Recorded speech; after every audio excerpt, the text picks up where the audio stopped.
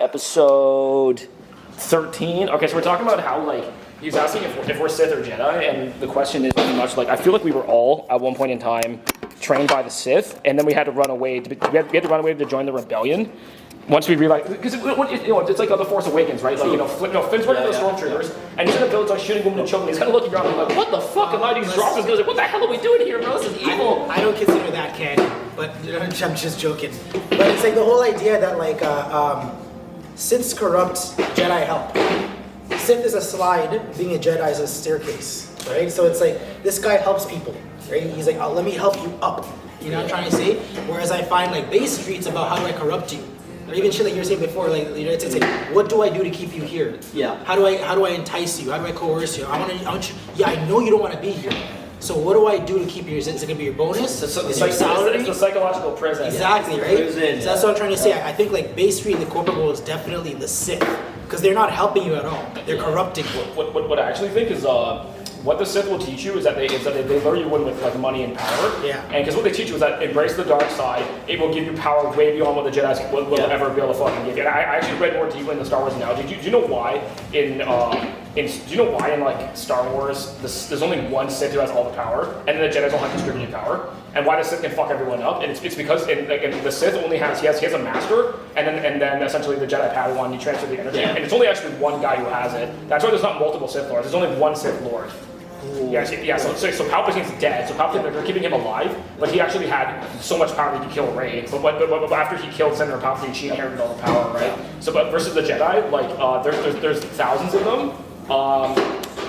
There's thousands of them, and the power. And I think one of the way it works with the Jedi too is that the more of them that you kill, the more power becomes concentrated in some of the remaining Jedi that are left as well. Isn't the dark side in general more? Okay, this is. It is more powerful because it's more concentrated. Yeah. The dark side. Like the average Jedi cannot fight the average Sith, but there's only like one. There's like one Sith master, he's fucking elite, and then there's maybe like 10 other dudes who like work for him who are like pretty fucking good. They can kill like I'd say like 99% of Jedis because there's no elite. Yeah, Grievous was bad as fuck. Yeah, General Grievous was fucking everyone up, man. He was fucking crazy. Darth Maul kills motherfuckers, bro. He's like amazing. The like, Jedi are only effective if collective are on the same page. Yeah, they have to work. They're essentially like decentralized, right? And so all everyone has is sense of power. They're not going the same direction. Where the Jedi, or where the Sith are like, we know what we're fighting, man. We know what we're doing. It's all one centralized power. We control everything. Yeah. So I feel like the actual. I think the whole point of like being a Sith is that like they lure you with the power and the money, and they're like, yo, if you join us, just work with us for like 5 years, we'll make you fuck. And then by the end of it, you're like, look in the fucking mirror. I just one artist I'm working with recently. He said to me, he's like my weight metrics every day on if I'm happy with my life is can I look at my fucking mirror and ask myself, do I really like who I am right now? Do I like what I'm putting out in the world? Do I like what I'm doing every day? Do I actually like this shit? Like really look at, do I like doing this? And you know, and there were moments, you know, like recently this whole like freelance versus going corporate thing. There were moments where like I'm doing freelance and I'm trying to ask myself, do I really like this? But then I look at the corporate job and I'm just like, would I like doing that? And I'm just like, I don't think I would.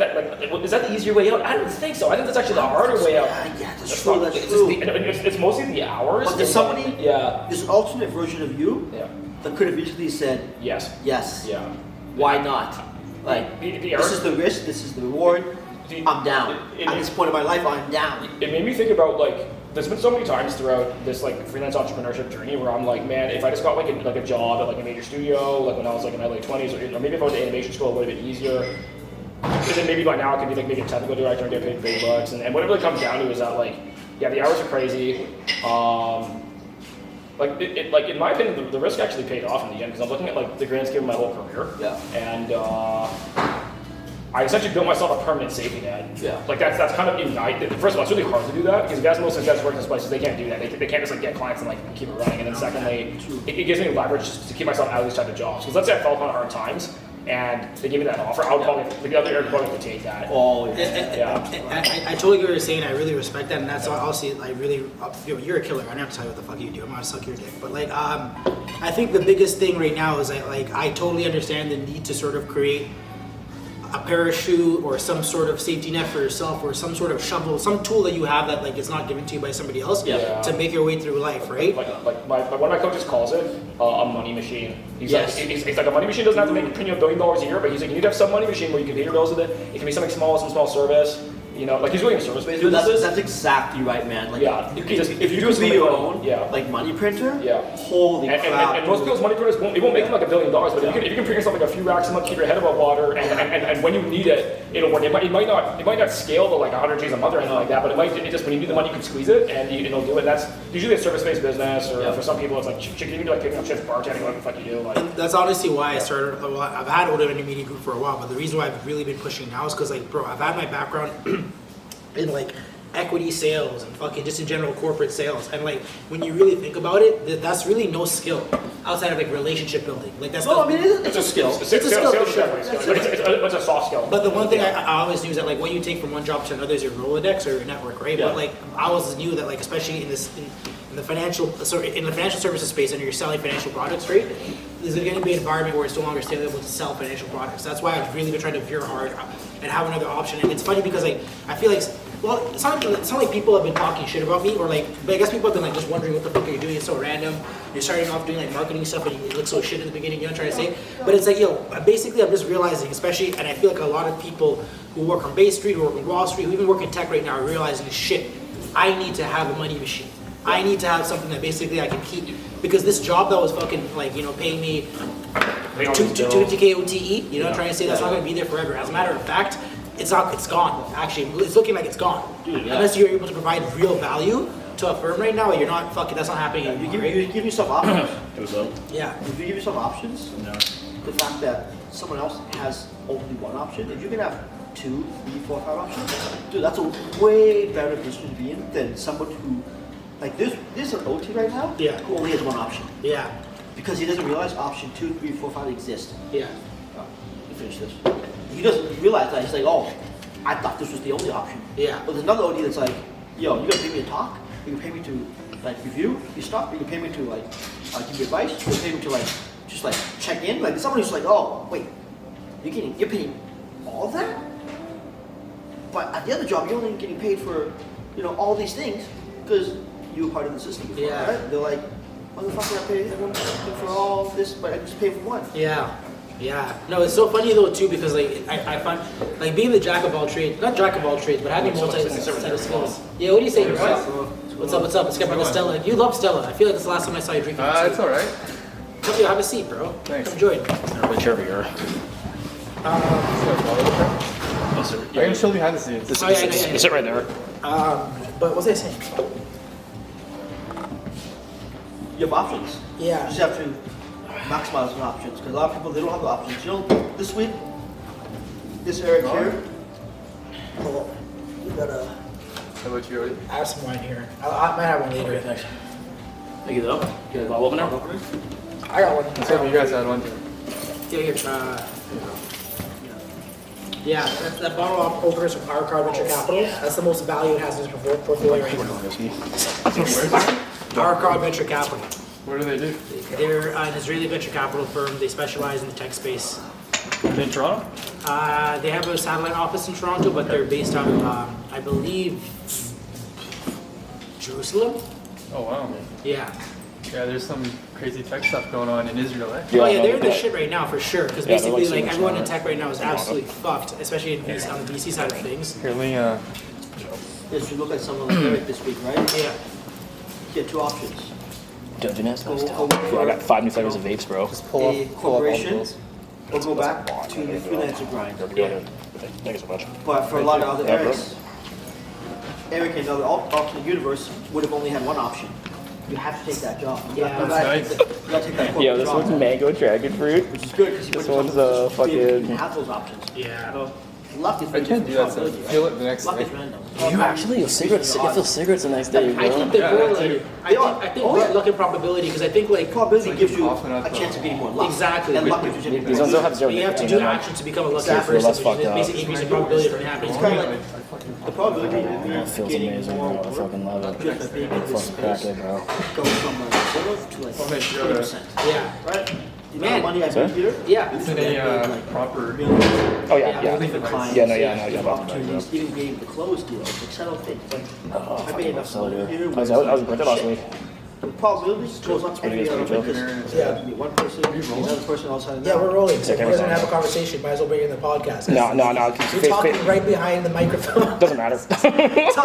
Your face is on the fucking camera. Yeah, good. You should get a boom mic for your hot shoe. We actually did. We actually had one before. Yeah. Man, we need so much stuff. Actually, you know, I have a light here actually, and you know what? I have a. Well, it wouldn't make sense. It's Yeah, actually- no, I think it's actually okay. Yeah. Because I brought the tripod too. I brought the light. You need to get more. So honestly, it needs to be more professional production, and it's not a good indicator that I'm in digital marketing. And Yeah. I'm not digitally marketing my podcast. Right? So If you want to produce this, edit, and do all that shit, you're welcome to, bro. It's a shitload of fucking work, man. I'm like, it's if you think, but at the same time, the stuff we talk on this podcast is so ratchet, bro. It's like for me, you, it's not even you, that- you, it's you not don't, even- you don't even want that. You don't even want to show people no, that, but bro. we can use like DCast to actually like we can use DCast to transcribe it and edit things if Well, necessary. if you use that, you have to edit out half the video. I know. Yeah, no, that's what I'm saying. No, like if we're talking about RC because he did more of a professional one, and like to do it actually like broadcast level, it's like we have to get guests on every week, and we have to like mic everybody up, and we should probably have at least 2 to 3 cameras, and Yeah. like, and 2 to 3 cameras, everyone mic'd up, headphones on,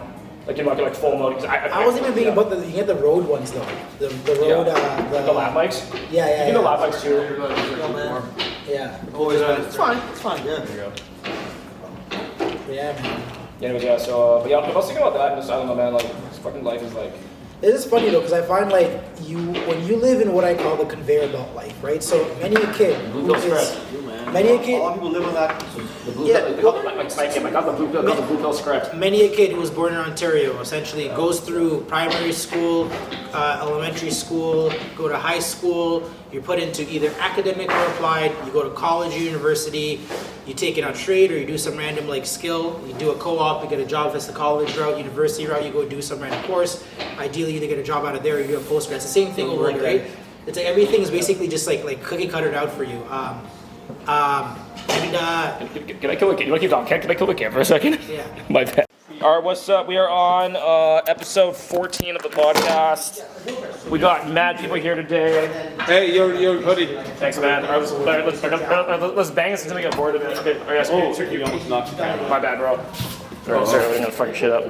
Anyways, yeah. So you're talking about like the food and drink, whatever thing. Or conventions in general. Okay, sure. So like, what convention was it? Let's get the start of this. So I just got back from One of a Kind, which is just like for handicrafts and like handmade things, which is not bad. That's what I said, That's but fun. apparently. But then right after that, I went to the food and drink show, which is crazy. Where's the microphone? It's just like honestly, all it is like I don't get it because it's literally just you pay to get in. Just to pay for more food. So it's like, why don't I just go to any street festival that has a bunch of like, What type of food do they have? I don't know, it's just all over the place. It's just like, little vendors here and there.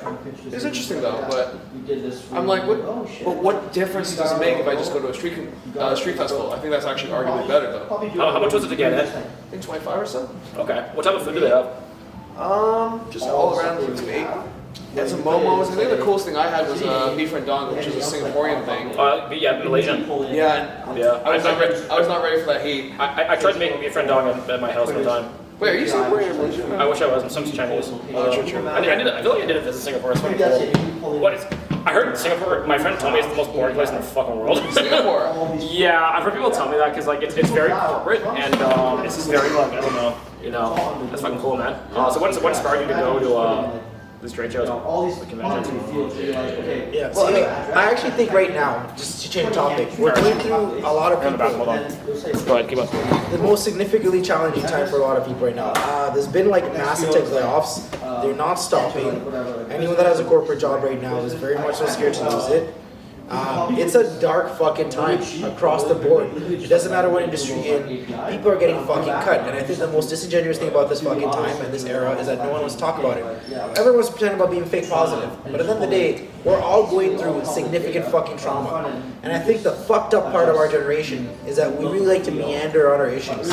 Right? Like no one actually wants to face anything head front. We like to do escapism. We fucking love escapism. I mean, what wasn't like? That's literally why people listen to podcasts all the time because they want a different view. That's not why I started this fucking podcast. Really? I get right into the balls, bro. I don't fuck around with that shit. All right. Things are dark right now. I'm an economist at heart, right? Listen, there's a bank run going on. Barclays just came out with a second analyst report saying that it's going through a second wave of of a depositor or a bank run, right? Like, it's just not okay right now. We can sell you this thing. You can go to the fucking. I think it'd be very interesting if people actually talked about, like, over the last 3 years, you know, whether or not they think they actually progressed throughout their career. You know how they always ask that question? From the last election, has your life gotten better? I think if people actually ask themselves, over the last 4 years, has your life gotten better? That's the question I want answered, and why. Personally, I think my life's just stagnated, so I don't know. I think it's been more or less the same. And I don't think, like, you're alone in that. I think if you actually would have a very transparent, genuine conversation with a lot of people that would tell you that you're in a state of stagnation, if not decline. Yeah. I mean, how do you guys feel? Sorry, folks behind the camera. How do you feel like your life's transitioned through the last 4 years? Well, I managed to save a lot of money during the pandemic. Get in here. No, I don't mean ASAP. Or are you camera shy? No, I don't want to get into I'm this. still Alright. I don't know. I need someone to do makeup. ASAP's like a week for me. Yeah. It's like right I feel like ASAP's like I'm gonna think. my life has been very crazy in the past. Are we talking about 4 years or like since Are we talking the provincial or pandemic? federal elections? Oh yeah, let's. Wait, like you have people that. Oh, sorry. like, Yeah, provincial or federal elections? What do you in terms of like overall change? What do you mean? Yeah. In terms of like life change. Oh yeah, I've gained a lot of weight since pandemic started. So my health went that way and my finances went up. Okay. So now I'm hoping through this Just getting this recession that, you know, I'm gonna try to save my finances, but I'm gonna go back to how I used to be, where I used to like I'm almost just trying to work out all the time and have so much free time to better myself. During pandemic, all you do is work. If you work in the industry that I work in. What industry are you working? It's like TV and entertainment industry.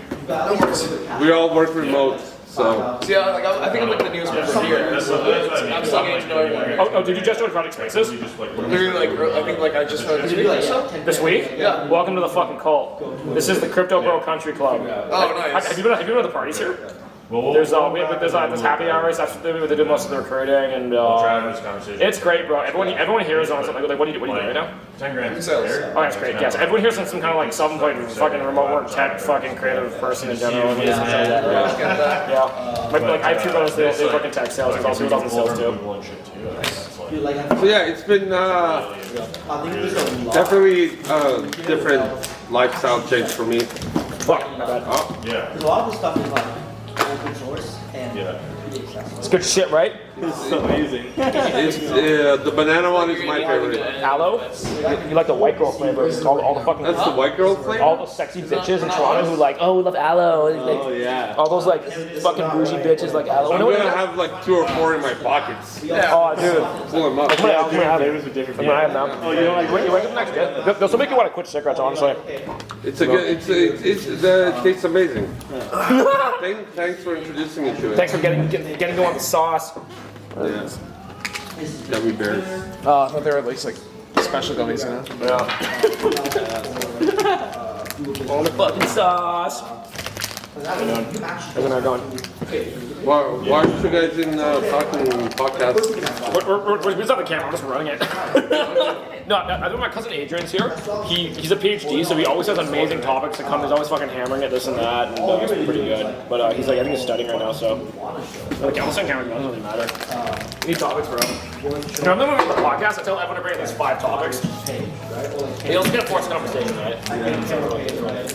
Do you think that people, all this violence that the city of Toronto is reporting, forcing news and media outlets to report on these like violent acts, do you think they're doing that just to justify their action of increasing police force? No, the city's fucked right Push now. people away from the city? Like, No, the city's fucked right now. why are they doing that shit? The city's fucked right now. The city Well, yeah, the TTC attacks is directly correlated with like homeless youth. There's a lot of people that are like 16, 17 years old. Imagine this. There's like fucking 3 cities in Canada.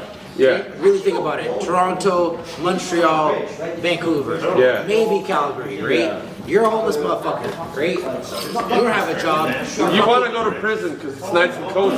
Yeah, And also your views is so like even like the unfortunate the sad. audio is so fucked up for this podcast. I'm done. Sorry, I can use a bathroom. Yeah. But the views are like so Fail. Turn shit off. No one's fucking talking right now. you know I think everyone's drunk. yeah. So, Okay, alright, this is episode 13. We're gonna do some shit today.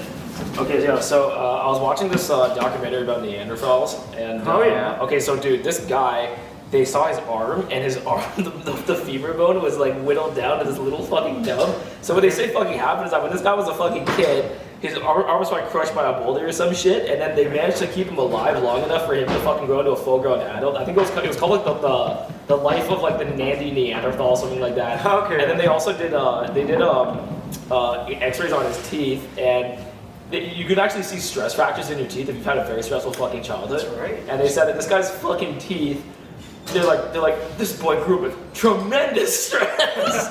they're just like you can see here that this kid probably like faced starvation every single day, and like you know this guy's missing one arm, and like and they say like and they were able to like care for him enough and stop the bleeding enough for him to survive living his entire life as a Neanderthal human with no thing. And then they said in the grave, they just found multiple signs of cannibalism going on. They were just like, okay, so these people were frequently. They say they found the animal bones next to the human bones. So like I guess when they ran out of animals, they're also humans.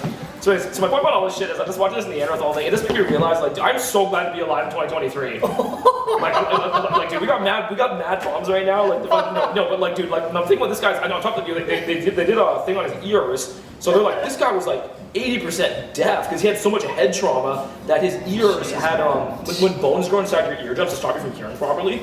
So I'm like, so this guy had one fucking arm, he had a horrible childhood, he was cannibalizing people, and and he was 80% deaf, and he says his head had so many healed fractures and concussions from just being like they're just like either from like combat or like hunting or getting whatever, and I'm just like.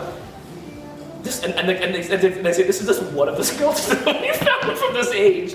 This is just one of the skeletons. So I was watching this documentary and I'm just like, holy shit, dude! Like, and they're saying that like back in the day they had no pain medication, right? So like this guy's entire life that he lived, missing one arm. In fact, they said the entire time he did his entire life with no pain medication. So imagine this much suffering. This guy's entire life was like suffering, man. It was like maybe like one level above being like a fucking like. You're like a disabled primate and you take care of other fucking primates. Like, Dude, he was probably a savage though, because I don't think at that period of time they gave too much care towards people who are able to produce. So I can only imagine, like, you're telling the story of this like ultra goon and had like a traumatic fucking childhood, was able to survive like fucking like a boulder on him and still somehow Neanderthal his way out to death. You know, and that's pretty crazy if you think about it. It is crazy. So do you guys know why they're called Neanderthals? Why? You don't know? Why? Where are Neanderthals discovered? South Africa? No, Germany. Oh shit, I didn't know that. Neander Valley. There you go. Oh, I didn't know that. Oh fuck, so you can go to Germany and look at fossils. Okay, yeah, so that's why. Secondly, you know about 2% of our DNA is shared with Neanderthals. Yeah. So that means that we fucked them at one point. Apparently A little bit of Neanderthals. fucking at one point. Apparently Neanderthals had 10% more brain storage capacity than humans. Yeah, now that being said, it's not clear that they're necessarily smarter though. Yeah. That's unclear. Bigger brains, but they're not It's necessarily more unclear. They're intelligent. certainly much larger on average. Yeah. You saw Neanderthal probably by average 7 feet tall. That's fucking crazy, bro. Big guys. Big fucking jacked dudes. Just running. fucking like primate fucking motherfuckers. So had you heard of Denisovans? You looked into this? Is that so? Like I read the book Homo Deus, where they talk about like where they're the Sapiens, where they talk about there's like maybe 7 different types of humans that before the Homo sapien came around. Yeah. So was that one of them? Yeah. So the thought here is maybe humans emerging anywhere between 300,000 to 500,000 years ago, right? Out of Botswana, right? And then they're kind of heading all the way up through Tanzania, through Kenya, etc., Somalia, Egypt, and then kind of spreading out into 2 different directions, right? So Neanderthals and Denisovans are kind of predating Homo sapiens, right? And Denisovans are going to be present roughly on what's called Huxley's line. Huxley's line separates mainland Asia from Indonesia, Philippines, regions like this. And so on this side is where the Denisovans are. So Denisovans actually also have shared DNA with humans, so they go 1.5%, 2% or so. But they're a bit more diminutive. They're a bit smaller. Is this like that little spiderly looking lady, that little like midget lady they found carrying in the cave? That was like that could be right. The Yeah, missing link. They found her in like Java or something like that. That could be right. That could be right. Reading that book was interesting to me. It's like that book and like the book like Why Evolution is True, like kind of dispels anyone. Oh who doesn't yeah, I believe in it. remember. I recommend it by Jerry Coyne. Yeah, because if you look at those two books, what's happening It's a great book. is that people, like I've had some people who don't believe in evolution. They're just like, to say evolution is real is like saying that there was a hurricane and then the hurricane like, when the hurricane ended, it like built like all of civilization. Okay. Yeah. But what about a really long hurricane? Like a really long. I wouldn't even describe it as a hurricane. What about just like selective breeding? Yeah, Just what about natural selection? What about like really just natural selection for millions of years, like formed by the Earth's geography? But it's this whole idea that you know, the missing link between all, it's like even forming humans was a really ratchet process. It was an incredibly ratchet process. It was not just like very scientific, sterile, like we're gonna create like, you know, the perfect being in the image of God or whatever. Yeah. It's like no, dude, we had like Neanderthals who were like running around with like a missing arm and Yeah, like, of course, deaf of course, and man, and yeah. these things, their skulls were so big. It's like they're out like they find them with like. This guy must have been hit in the head with like a club at least like 500 times in his life or some shit like that. That was like a common like Flintstone shit. Yeah, And then now we get to live as normal humans, and even like normal humans, we're not like brilliantly designed. Like your food intake is right next to your oxygen intake. That's So right. we The have something called trachea and the esophagus are a little too close, aren't so we have something called choking. they? You know what's another fail? What? The urethra. Why? Because you're pissing and procreating out of the same thing. That's not efficient. It's not. That's not a good idea. I think that's from like worm evolution, right? That's a problem, right? Yeah, 'cause that's the vertebrate. We got evolution. tonsils, we got wisdom teeth. What's going on with that? That's not very efficient, is it? Yeah. not a very smart god if there was one. I'm gonna go. Sure, go ahead. Yeah, just. Go ahead. Yeah, go ahead. Go ahead. Makes Go no ahead. wrong. We're filming already. Go for it. Whatever you want to do. So it's a good topic, right? Thinking about ancient DNA and ancient DNA is a great topic. David Reich at Harvard has a wonderful book, Who We Are, How We Got Here. I'm actually halfway through that book right now. Oh, you are good. That's a Yeah. great book, man. Yeah, Strongly recommend it. Yeah, that one. It's really good. That one, and then the other one, I think, because you actually gave me a list of books to read, and I started going through good. them. I didn't know you're still looking at. That's awesome. The hard one to read really was happy to hear that. the hardest one to read out of all of them was probably Breaking the Spell. Oh, by Daniel. It's a bit more philosophical, more sociological. That one, it's like I feel like doing that one as an audiobook. I'm like I feel like I can't do this as an audiobook. Oh, it's like okay. I feel like that one you have to sit and actually have to read the Right, pages because like some of it you're reading it, you have to kind of read the passage again because Yeah. what the fuck did he just say? Yeah, no, I hear you. It's a bit more going on there. Yeah. No, that's great, man. I mean, human evolutions, I still feel like a lot of society has yet to fully grasp our Darwinian heritage. Because if you think about it, it destroys a lot of the religious views of Homo sapiens' origin. I'm okay, thanks. Yeah. Thanks, dude. And it really sees us as continuous with nature, right? It might make us appreciate things like climate change more. It might make us appreciate other animals more, the environment more. We're all part of this, right? It's not like that this earth was given to us by God or something like this. No, we're very much part of a natural process of chemicals persisting over 4 billion years, right? What do you think about this hypothesis? This whole idea of like Buddhism is the end of suffering. So if you want to end suffering, you should become a monk and not procreate. Okay, One way. so And then nowadays, instead of just not fucking bitches getting pregnant, we have birth control. And birth control in many ways has almost become like a chemical celibacy. I'm a chemical celibacy where it's like I'm gonna use technology to modify my body so I can't impregnate if I want to. Yeah, lots of juicy topics here, right? Because I've been thinking about this.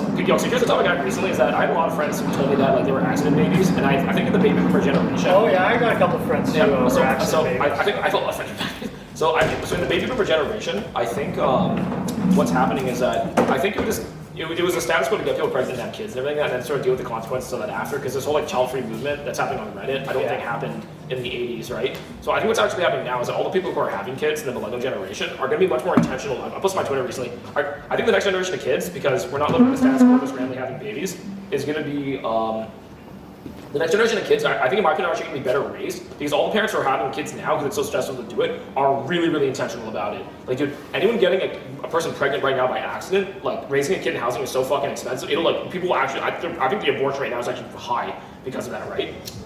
I actually don't know. It's not like, well, I don't have data on. I don't have data on. I don't know the data. But everyone I know having parents right now is incredibly intentional about it, and I feel that like back in like the 80s, go live, man, it's fine. Yeah. Yeah, you- And anyone who was going anyone who had kids back in the 80s, man, it was just a status quo. It was just what you did, right? Because they're the parents of like the boomers, right?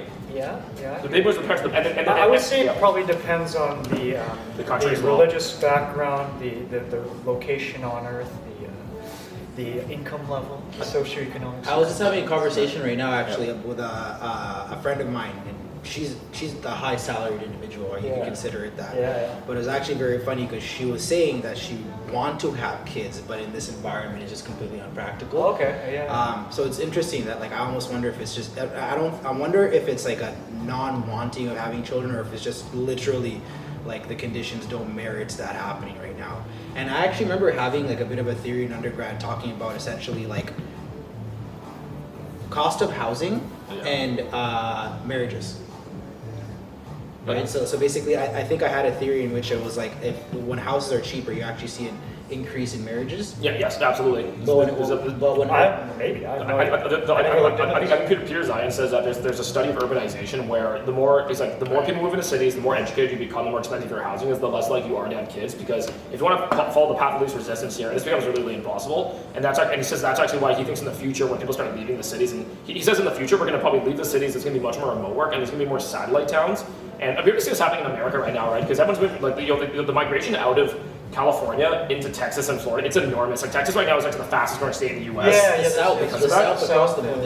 And what's happening now is that the properties in Texas are actually doubling, right? So like I think one of my cousins, let's say they bought a house in like 2010 for like 400 grand US, and then the same houses now are 800 grand, and then the property tax in Texas is also increasing. It's huge, the property tax is crazy. It's the highest. It's, but the reason why they don't charge you income tax, but it's still cheaper than paying the income tax in California. So what's happening is that we're getting a max exodus from the expensive life in California. And California has many things: good universities, weather, very large economy, very nice climate. Texas is hot. It's become like more progressive, but what's happening is that all the tech liberals are moving from California into places like Austin, and they say that they're bringing their liberal values. And so I think Texas actually in the next 20 years will become a more liberal place because of that, just because the population is changing. Yeah, maybe. I also wonder though, like a lot of the people that I would think that are moving to the south are also leaving the politics. Don't get, like I feel like on some level. Again, the same person I was having a conversation with today is a liberal. At the same time, though, she has very like conservative like beliefs in terms of like economics and like fiscal policy and whatnot, right? So I feel like a lot of people are actually leaving the mess that is like San Francisco, the mess that is like Los Angeles, the mess that is some of like New York right now, where crime rates are so ridiculous. DAs essentially are not actually persecuting criminals. It's getting, even companies are leaving now, right? Like San Francisco, companies are leaving New York, companies are leaving like Portland, right? It's like crazy, right? So I think there's also an aspect of like people moving to the south, but also understanding that hey, these policies that we had contributed to everything falling apart. But of course, there's going to be some disputes because, like, you know, like, yeah. So I think one comparison for Canada is that people are like, is Toronto too expensive? One of my friends moved to Alberta, and the housing is like half, sometimes it's 1/3, and the taxes are like, you know, and the question is, can you get jobs out there? But like, there's a lot of people moving to Alberta right now for it. It's like the Texas of Canada. So, actually, that me brought that up. This means the next thing. I've been very much so into like the Canadian economy as of late. One thing I know right now is in terms of the general Canadian economy, the private sector is really struggling. So like the public sector is basically doing all the spending and hiring right now, and of the private sector that is actually booming at the moment, they're all pertinent to resources and mining, which is very interesting. That's the Canadian economy is really heavily resource based for a long. It's like resources. We sell education, and then we sell really expensive housing for foreigners to park their shit in. And then in the next 2 years, there's no foreigners can't buy property here anymore. There's a 2-year ban. Oh no, they loosened it. They loosened this? Isn't there a 2-year ban on that? No, they loosened that policy because it was like it was causing a whole bunch of issues. For example, like REITs. REITs couldn't buy Canadian property unless they had less than 3% foreign ownership. Okay. So now it's like you can have up to 10% foreign ownership and purchase property. So they're loosening up the policy, but still, there's a bunch of interesting things happening currently in Canada. But what I would say is that it seems with the downfall of tech that we are recessing back into a resource-based economy. Now, from a policy perspective, that creates some issues. Because obviously, like our current city federal government has conflicts with the resource economy.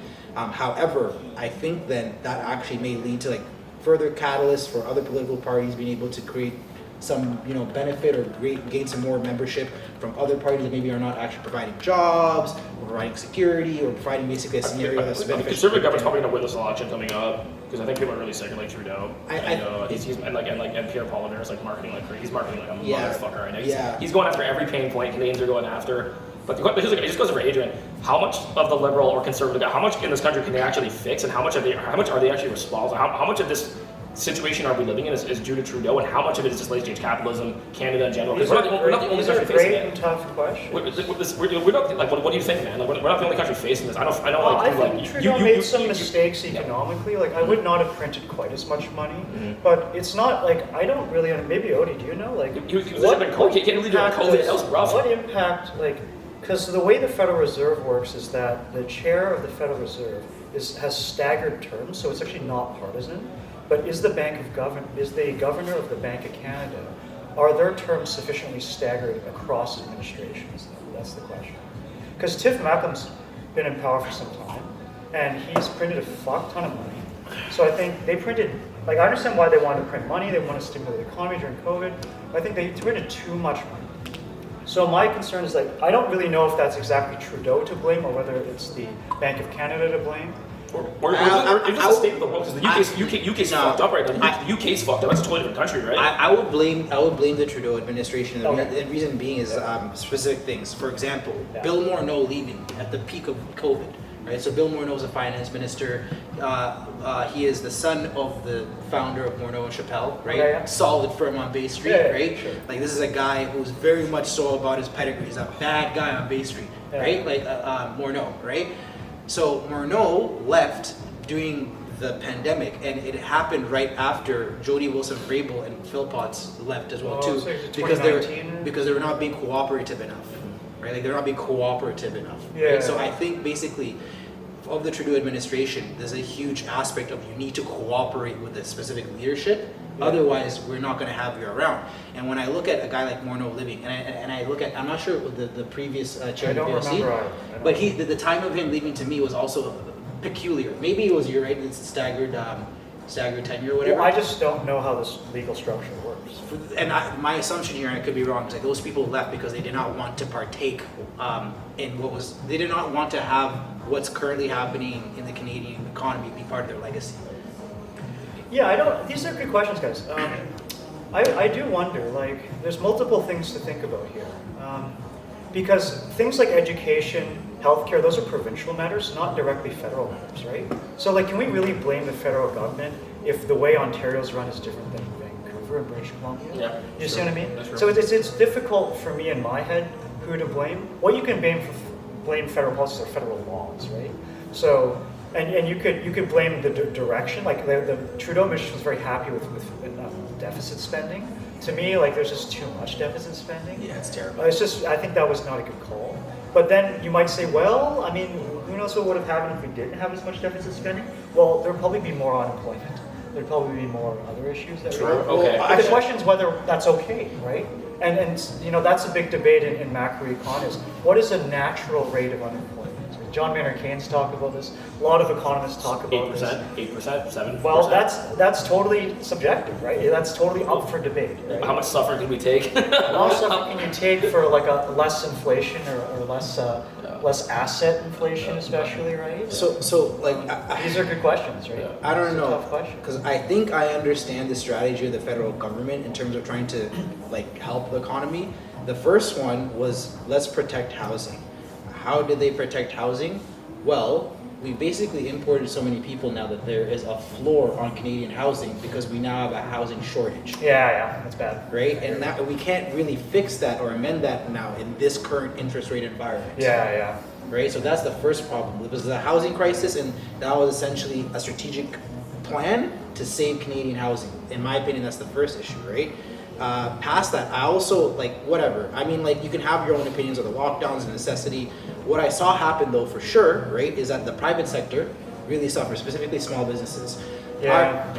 Prior to the pandemic, 2/3 of the Canadian economy was small business, right? So I think that the lockdowns essentially put a scenario where small businesses were not creating revenue. Sure. A lot of them died off, and essentially we printed a lot of money and subsidized the public sector to hire more. Yeah, that sounds right. And That sounds right. spend more, which now, in my opinion, is actually really messed up because we've gone further down the socialism realm.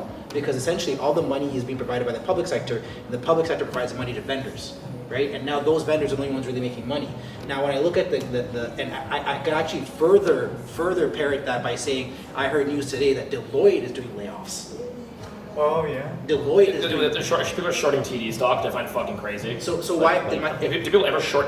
Are any banks ever short? That's crazy. Who was the guy? Michael Burry. Michael. Is that common though? It's No, like, no, no, It's not common. Bank stocks are supposed to be There are stable, some- aren't they? It's the fucking Well, bank. if you look at bank stocks, RBC is a good example, right? It went over 100 something, or no, even TD. It was trading at like 120 or something. It's now at like $90. Okay. So, and that's been over about the last 18 months. Did they do a dividend cut too? I heard dividend cuts. There could be that. Well, I mean, the dividend's I still don't pretty know. high. It's like Yeah, 5%. it's a great dividend. It's a great dividend. Yeah. But like, it's just I don't know if I sent you that article you guys read around, but yeah, I mean, the fact that there's over $4 billion short position cumulative from hedge funds. Yeah. It's an interesting question, right? But anyways, that's a bit separate to the point. We could talk about that, or we could talk about the Trudeau thing. I guess the thing about Trudeau that to me is more problematic is the inconsistencies in the public image, right? I think that's the thing that most people criticize. I think it's a fair criticism. For me, the biggest criticism is the human rights record, because I think, well, I mean, with Stefan Dion and others in the early period of the Trudeau administration, you sold weapons to the Saudis, right? You sell $14 billion of weapons. You're selling, vehicles. You're selling all kinds of stuff, and that's being used to basically oppress rebel groups in Yemen and other groups like this. So I think to myself, that's not supporting human rights. That's not. So maybe domestically, you want to make it seem like you have a diverse cabinet. Sure, you do. Does that necessarily translate to making the kinds of efforts to improve each of those members of those intersectional categories that you have in cabinet in the population? Totally open question. I don't know if First Nations people are necessarily better just because there are more First Nations people in members of parliament. Didn't she fire? I mean, no idea. You got rid of Jody Wilson-Raybould like ASAP.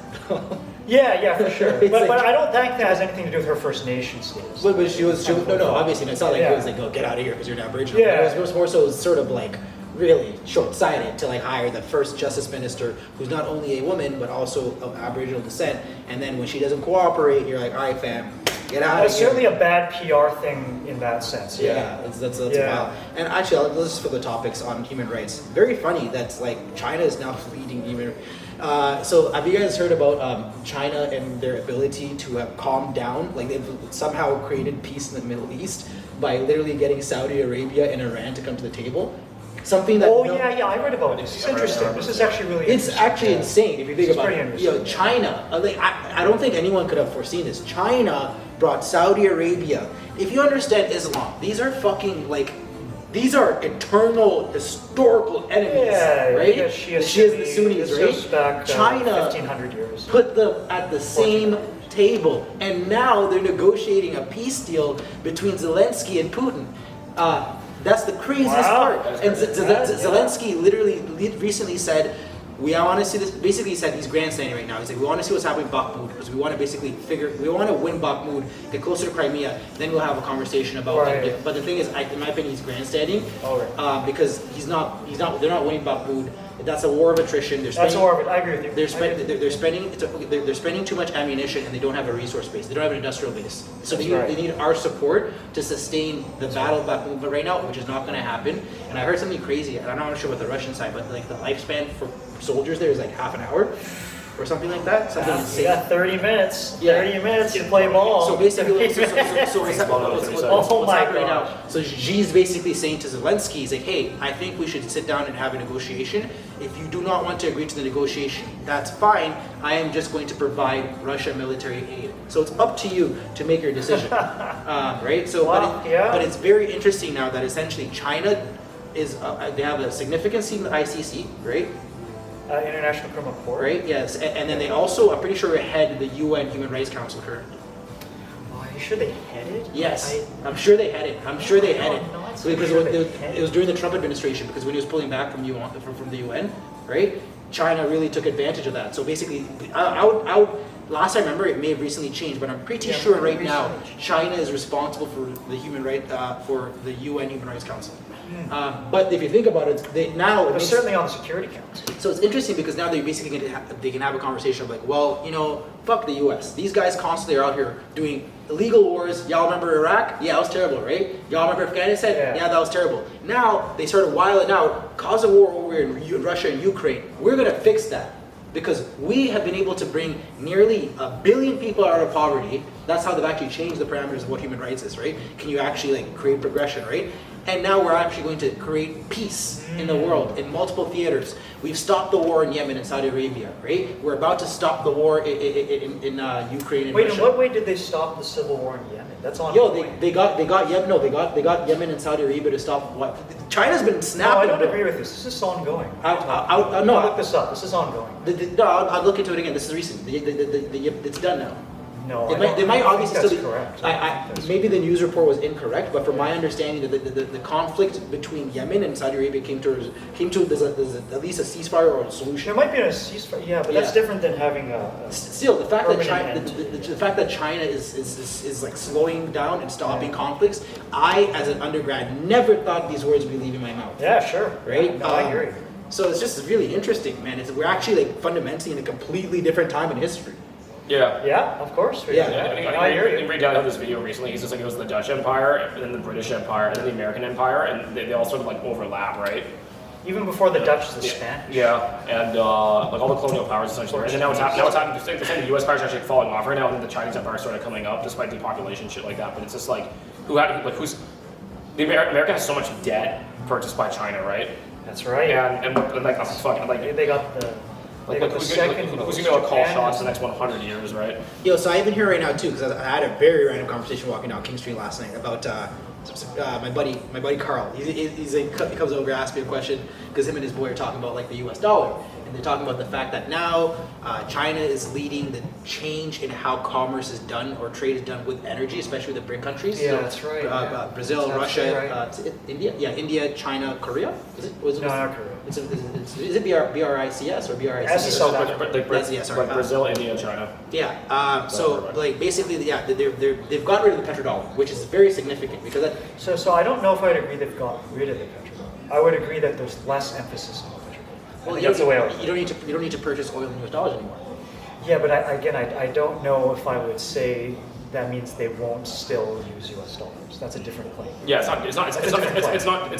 I agree with you. They're shifting though slowly. I'll I'll tell you the most important thing though, right? So there's two things I was talking to you about. The first thing is that this actually completely changes how the U.S. Fed is able to increase interest rates, because before it made sense for them to increase interest rates because dollar denominated debt and also demand for dollars. Everyone needed to transfer to dollars to buy oil. So when the U.S. increased interest rates, it makes everyone else poorer. Because you need to get U.S. dollars now. So now they don't really have that ability anymore. And then on top of the more important one though, right, is sanctions. They basically have lost sanction power. I think that's right. That's one of their greatest weapons. Yeah, they've lost sanction power, and they can no longer make the world in debt by increasing their interest rates. Yeah. We are in we're in such a different time than when I immigrated to this country. It's such a significantly different time. But you know what? Who knows where this goes? Maybe it will go nowhere. Yeah. It's an open question. That's true. I hear you, Odie. I agree with you. These are significant developments. Doesn't mean they're going to last. Elaborate. Doesn't mean they're going to last. We have no idea if they're going to last, right? I mean, maybe they'll find that it's unsustainable to maintain that kind of economic relationship. Yeah. It also depends on the stability of these countries. Because you have to think about who's the major backer of the Saudis? The U.S. for military support. Yeah. So at the end of the day, if they don't have U.S. military support, will they ask for China's military support? Perhaps they Russia. The Chinese Navy, the Chinese Navy, it's like this. It's the Navy in China is incredible. But I don't think they would ask for Russia because Russia will support Iran, and Iran does not support Saudi Arabia. So my friend cannot be my enemy's friend. But now Saudi Arabia and Iran are both at the negotiation table. Is Saudi Arabia negotiating with Russia? I hadn't heard of that. I think they're negotiating with China, and I think right now, specifically after the whole Ukraine debacle, that China runs that fucking team right now. Russia's not the same. But is interesting. So do you think that China would militarily defend Saudi Arabia from aggressors? Say that one more time. Do you think that China would defend Saudi Arabia from aggressors? Depends on the aggressor. I don't think they will. I don't think they will. I don't think they're capable. The Chinese army is not big enough to do that. Who's the aggressor though? That's my question. Israel? Well, historically Israel, also Iraq. And I'm so happy you brought that up because Israel right now is like the fucking they're like they're the Joker card right now. Because like basically it's like the whole idea of like is Israel's whole thing essentially is that it is the greatest ally to the West in the Middle East. You could say that. I'll probably say Saudi Arabia, but I hear you on that. I mean, outside the terrorism and Saudi Arabia and the Wahhabis exporting it, that's probably not the best. Well, it And depends on what 9/11. you mean. I mean, because, like IR in the Middle East. But okay, that's a different claim than saying that the command since the 7 Days War. 7 days. Do you mean the 6 days? 6 days war, sorry. You mean 1967? Yeah, since Israel was able to. You mean when they had the preemptive strike on Egypt? And they single-handedly collapsed like all of the Arab states in a week. So you think Israel has had the upper hand since 1967 in that region? This is from a fighter's perspective, right? They got everyone down first, right? Well, after World War I, the West understood the value of energy. Well, the greatest energy, the energy yielding place outside of, let's say, the Guar over South America, right, is the Middle East, right? So Israel's there. They just took out all the Middle Eastern countries, and they need help. Yeah. So why don't I come in and support Israel from a military perspective? That's going to allow me to control energy policy in the Middle East a lot easier because they're the ones bullying these other leaders. So I'm not sure I follow that logic. So how did Israel control energy policy? Actually, it arguably did the worst. Military force. No, it did the opposite. Remember 1973 Yom Kippur War? Yeah. Because in 1973 OPEC oil crisis, right? That's partly retaliation for Yom Kippur War, right? So. Right, and that really harmed the U.S. That started the stagflation period. That weaned them off the Bretton Woods gold reserve system. That caused stagflation in the 70s in Britain and England too, right? So I think Israel was also a problem. Their invasion of, was it Syria or Egypt in 73? Sorry, they were invaded. Sorry, that also caused a lot of problems too. So I hear you that Israel is geopolitically significant. Fully agreed on that. I'm not sure that I would say that the U.S. having supported Israel was necessarily going to be that advantageous for the U.S. to have supported Israel there. I think what was more important is the U.S.-Saudi relation, which is why Saudi Aramco, the largest private company, $2.5 trillion market cap, produces most of the oil in Saudi Arabia. It's called Saudi American. Because right after Saudi Arabia's founding, 1932, you have all these American engineers coming in. So to me, I see it. Like, I hear you. I'm not denying that Israel-U.S. relations are very important for that region, but I don't know if I would agree the point that you're saying that it's good for the energy politics. I see it as more maybe negative for the energy politics. I see the U.S. and Saudi connection better for that energy connection. I can see that argument for sure. I guess like the biggest thing is that like it is Israel is a necessary strategic ally for the U.S. and the Middle East. From the I agree with that. I do agree with that. And I think that's why now they actually are at a point of extreme importance, right? So it's like the fact that China can get Saudi Arabia at the table is insane, right? And I think it's definitely fascinating. Yeah, and I think there's a lot of people, a lot of people in Israeli leadership that look at that and raise their eyebrow up to here, right? Yeah. And I think right now the thing with Israel is that they don't. I don't know Israel's relationship between Russia, China, and the U.S. right now. Yeah, I don't know. Because it's like they don't. I don't think they know who their best friend is in this, right? So it's like that's the other part too. There could honestly be some significant shifts happening in the Middle East right now too, as China starts to take over essentially as a unipolar power, right? I agree with you. Yeah. So yeah, these are interesting times. Yeah, it's the most interesting time in history, in my opinion, in like the last 200 years. Yeah. Well, a few things to know. First is China's largest military base outside of China is in Djibouti. It's fascinating. Is it Africa? Is it Africa or American one? No, it's not Africa. Yeah. So they have about over 150,000, 200,000 troops alone in Djibouti. So Djibouti is this fucking tiny little place, right? the intersection of Eritrea, Ethiopia, and fucking Somalia, right? This kind of like little, I think that's right, maybe parts of Kenya or something. But yeah, Djibouti, right? And so Djibouti is just a shithole, with due respect to Djibouti audience here, but it's a shithole. So China says, okay, we'll lend you money, we'll do infrastructure development, and we'll build the largest a foreign military base outside of the Middle East, besides Kuwait, where the US is stationed and Canada is stationed. We'll build in Djibouti so they can have more increasing control over the Gulf region. So I think it's interesting to see, I haven't been reading about this China-Saudi relationship, so maybe it would be interesting to see what the thought is there. So actually, I'm happy you bring that up too, because being in East Africa, China has plans for East Africa, right? So the biggest thing with East Africa and being a Kenyan, right? I come from Mombasa, right? Oh, okay. Mombasa itself is known as a trade port. Kenya is the trade port in the east. It's the mouth of Africa on the east, right? 100%. For years, people have not been thinking about this, but Somalia essentially has been run by 3 warlords. It has no external or internal sovereignty, but they're basically in such conflict that none of the bordering countries want to deal with them, right? Yes. It also has the largest seashore, in Africa, if you think about it, right? And there are so many resource-yielding countries. Yeah, I actually right? think about so that's if, right. If you're That's actually able to right. develop infrastructure, and if you're able to develop infrastructure in Kenya, into Uganda, into Tanzania, into Rwanda, into the Congo, right? Yeah. And you're able to control that coastal line up Somalia into Kenya, like all of that is yours, right? Imagine the potential for trade. But do you think China's trying to do that? Yes. I don't think they are. I think they are. I know they are. What am I talking about? I know that because that's No, no. So what we know is Kenya, yeah.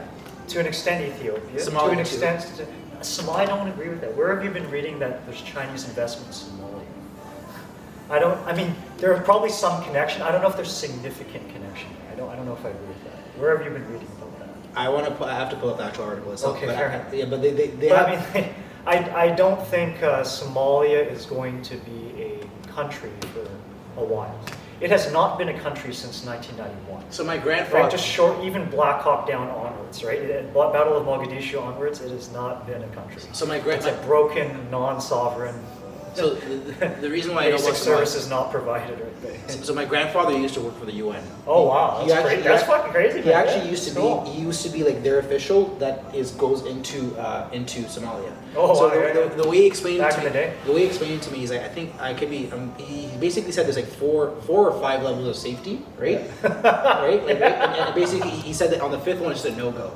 Yes, with Somalia. Yeah, right. Just a no go. DRC, Somalia, Eritrea, Yeah, yeah. Turkmenistan, North Korea. So he said Somalia was the most like that's the most extreme place Yeah, for anyone to that's go. what I'm saying, And essentially when he was going in there, right? The reason why I know about the 3 warlords, of course, this is back in the fucking 90s, right? Yeah, this is 90s Is because history, it yeah. was his responsibility to go and have negotiations with the warlords. Wow, man, your grandfather's way up, man. That's Yeah, crazy. so, that's wild. That's really wild. These warlords, Yeah. right? Like all their concern is basically maintaining whatever power they have, right? So it'd probably be very difficult for me to actually find literature on deals that are being made by warlords in the Chinese government because who's going to publicize that, right? Well, how did you come to hear about this? Actually through like my father and whatnot. So my father moved back to Kenya. Oh, let me put it this way. I wouldn't be surprised if there was more activity in the 90s. I'm talking about recently. Oh, recently, yes. That's my question. There is investment and there are relations being built with Somalia. Somalia is an but hold important on, country. but remember what your thesis was. Your thesis is that China was trying to have significant control over the Eastern Seaboard. Yeah. So do you think that it's one thing to invest, it's another thing to have a lot of control. Like how much control do you think they'd have over Somalia? That's a difficult one because Somalia is uncontrollable. That's what I was going to say. I think we agree it's uncontrollable. I'll say this: Somalians are the baddest motherfuckers you ever seen in your life because Somalians do not fuck around. Somalians don't play. like Somalians do not mess around at all, right? So unless you bring a military force to dominate it, this is the only way. And then Djibouti. So that would be a wild. That you could call that China's Cold War. Yeah. Oh, come on. Would China have a Cold War with East Africa? Or you don't have to do that. Or you just fund the Kenyan government, which essentially their naval. So my dad was in the Kenyan Navy, which is the British Navy, Yes. right? Yeah. If you can find a way to create a Kenyan army that's not like affiliated at all with colonial powers, get them to go into Somalia. Right, so on that topic, British SAS, so Special Airborne Services, right? Yeah. So this is the equivalent of SEAL Team 6 in England. So they're actually training Kenyan military. So I know this because a couple of years ago, Al-Shabaab figures in Somalia crossed borders, went into, I think it was Nairobi. They went to a hotel. Yeah, bro. You know about this? Yeah. That's Yeah, fucked yeah, up. yo, I know that. I'm from, so like, yeah. Yeah. The hotel, the mall or the hotel? It's fucking crazy, There's a man. lot, bro. There's a lot. There's a lot, There's man. a lot. So the 4 or 5 dudes came in, they threw grenades, they shot, killed maybe 25, 30, 50 people, who knows. Yeah. But it turns out, who saved the day?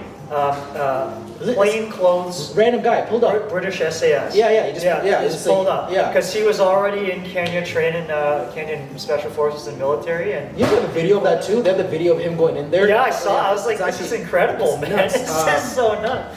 But I hear you, man. So these are interesting questions, right? How will the Kenyan military be well trained?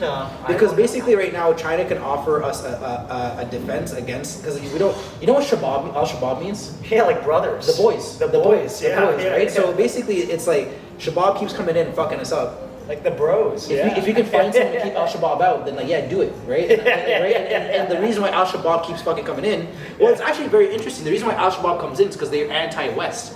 Yeah. So yeah. like, there's so many weird dynamics in politics that are at play. 100%. 100%. Yeah, but honestly, I think like Africa is like set to actually experience a lot of growth. However, I think Yes, agreed. they're going to be riddled in debt. Yes. I'm not sure how much control Africans themselves are going to have over the actual Yes. economy. It's just very Oh, unfortunate. totally agree with you. But yeah, man, you know. These are the tough questions. I'm actually going to get a cup with some. Let's take a break. Take a All right, there's a little line. Fucking excerpt there. You got popcorn? Oh, really?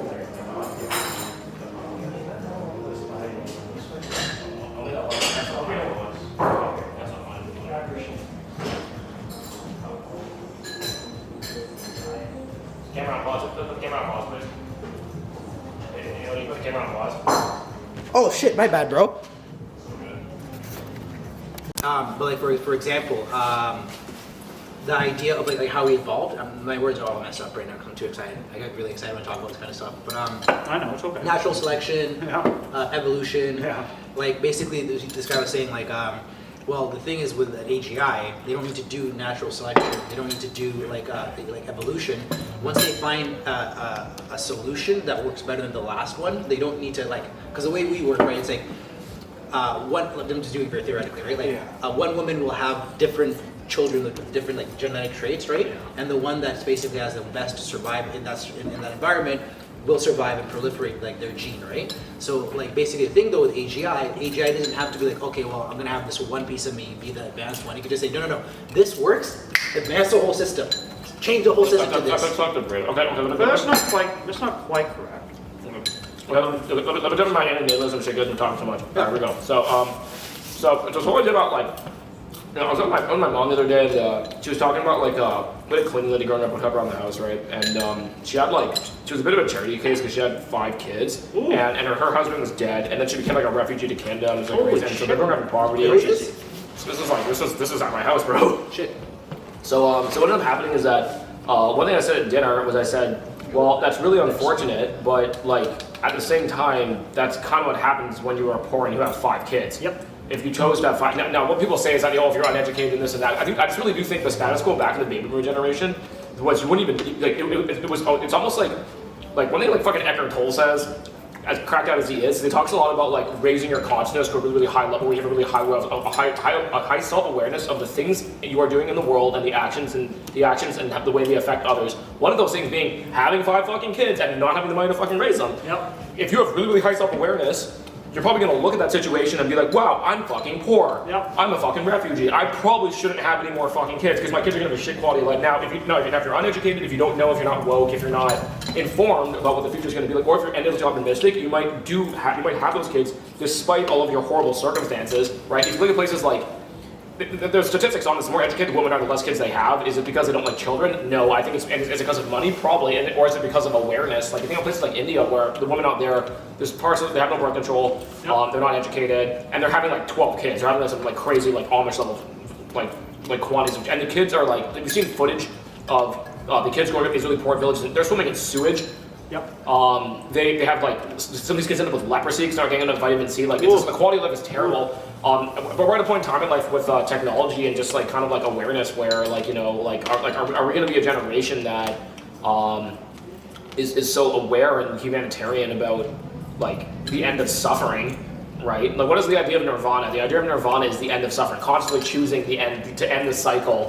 And I'm not saying all human life is shit, but like for a lot of people it is, dude. Yeah. For a lot of people it fucking is. Like, I think with the fucking Neanderthal man did that guy have a choice to be born? Nope. Nah, man. Like, Yeah, no choice to be born. there was no birth control back then. But in the modern day, like birth control is available in almost every country. So it's like, it just makes me think about like, what are you responsible for and the quality of life of kids? Because once you bring kids into the world, man, the only way you can exit is just you have to kill yourself or die. Yeah, that's right. Which is really horrible, but like that's the only way pretty much out of the situation. And then you think about how many dudes We are need like, more of that. yeah, we can microwave this. There's more, but like, Oh, is there another one? There's a whole box. Oh, fuck yeah. But Oh shit, it's all wrong. but it just makes you sort of ask yourself like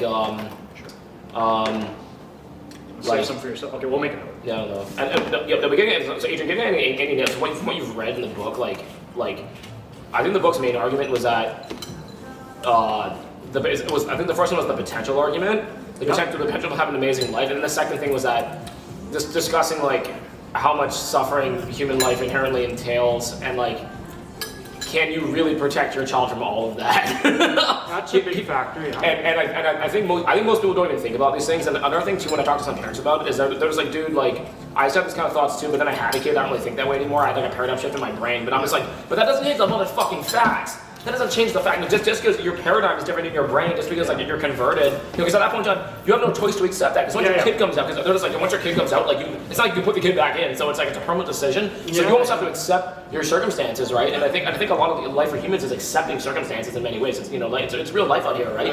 Jump in. I have a very unique question for you. Go ahead. If your life is really shitty, right? Yeah.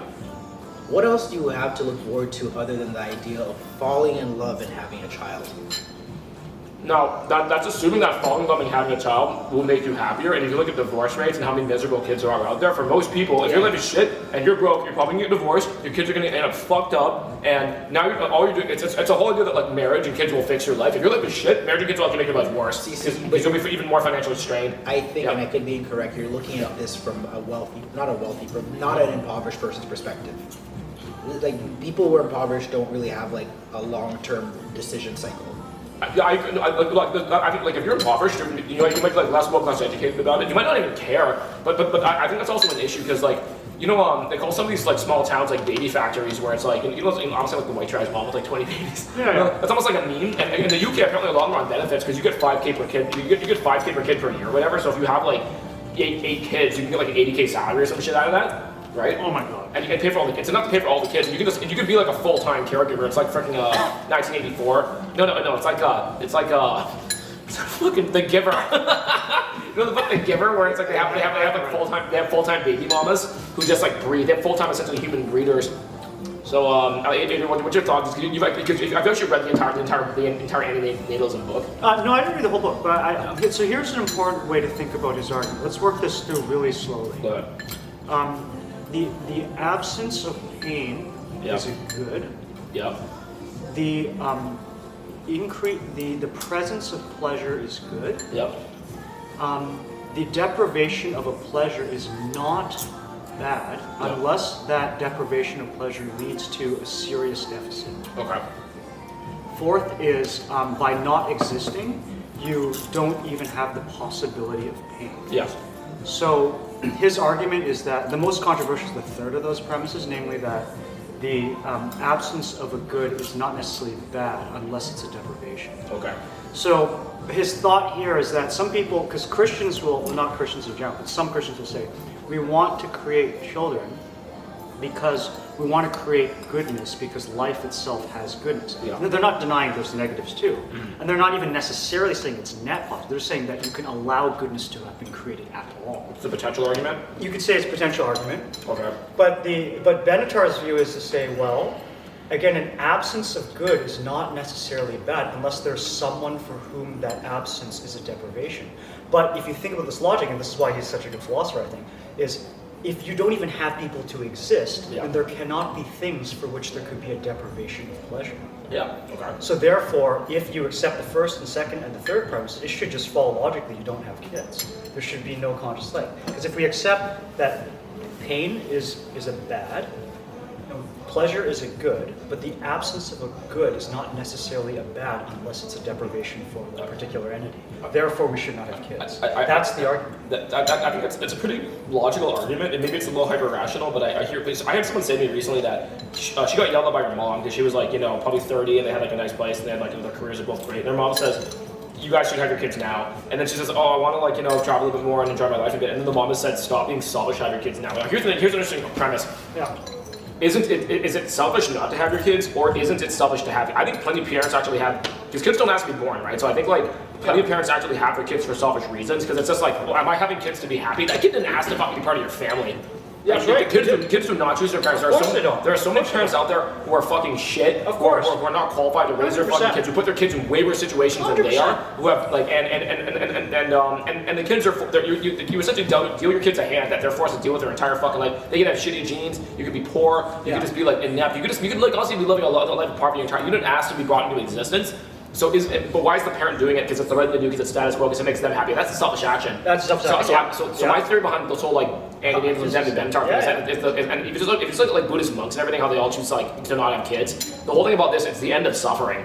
It's the end of suffering. It's also the end because if you look at human history, man, I want to say, throughout all the heroic things, like, you know, mofos like Winston Churchill that we look up to, like all these guys who are like these heroic things, they're all just trying to fucking fix fucking the problem of being in a scarcity economy on Earth.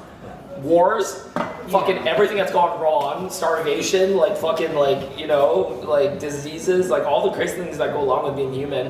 I think like Eckhart Tolle says, the purpose of life is not to make you happy. The purpose of life is to challenge you so you can like ascend to nirvana. Now, but I think maybe the end point of reaching nirvana, which is the end of suffering, right, is to not add to that. Right? Oh, sure. So it's like that's been like a bit of Buddhist philosophy in there as well. Yeah, too. of Some course, Benatar, yeah. but I've been thinking about that recently because I'm just like. So one thing to add about Benatar is not saying currently existing lives should end them. He's not suggesting suicide. That's a common misunderstanding. Yeah, he's not saying kill yourself. Absolutely not saying that. But he- Absolutely yeah. not. But And he's he's not contributing- denying that there contributing. are goods. Yeah. After all, that was premise number 2. There are good things. Pleasure is a positive good. He's just saying that, yeah, if you think about the cycle, why put people on a spectrum when you can just take them completely off? You could just be non-being.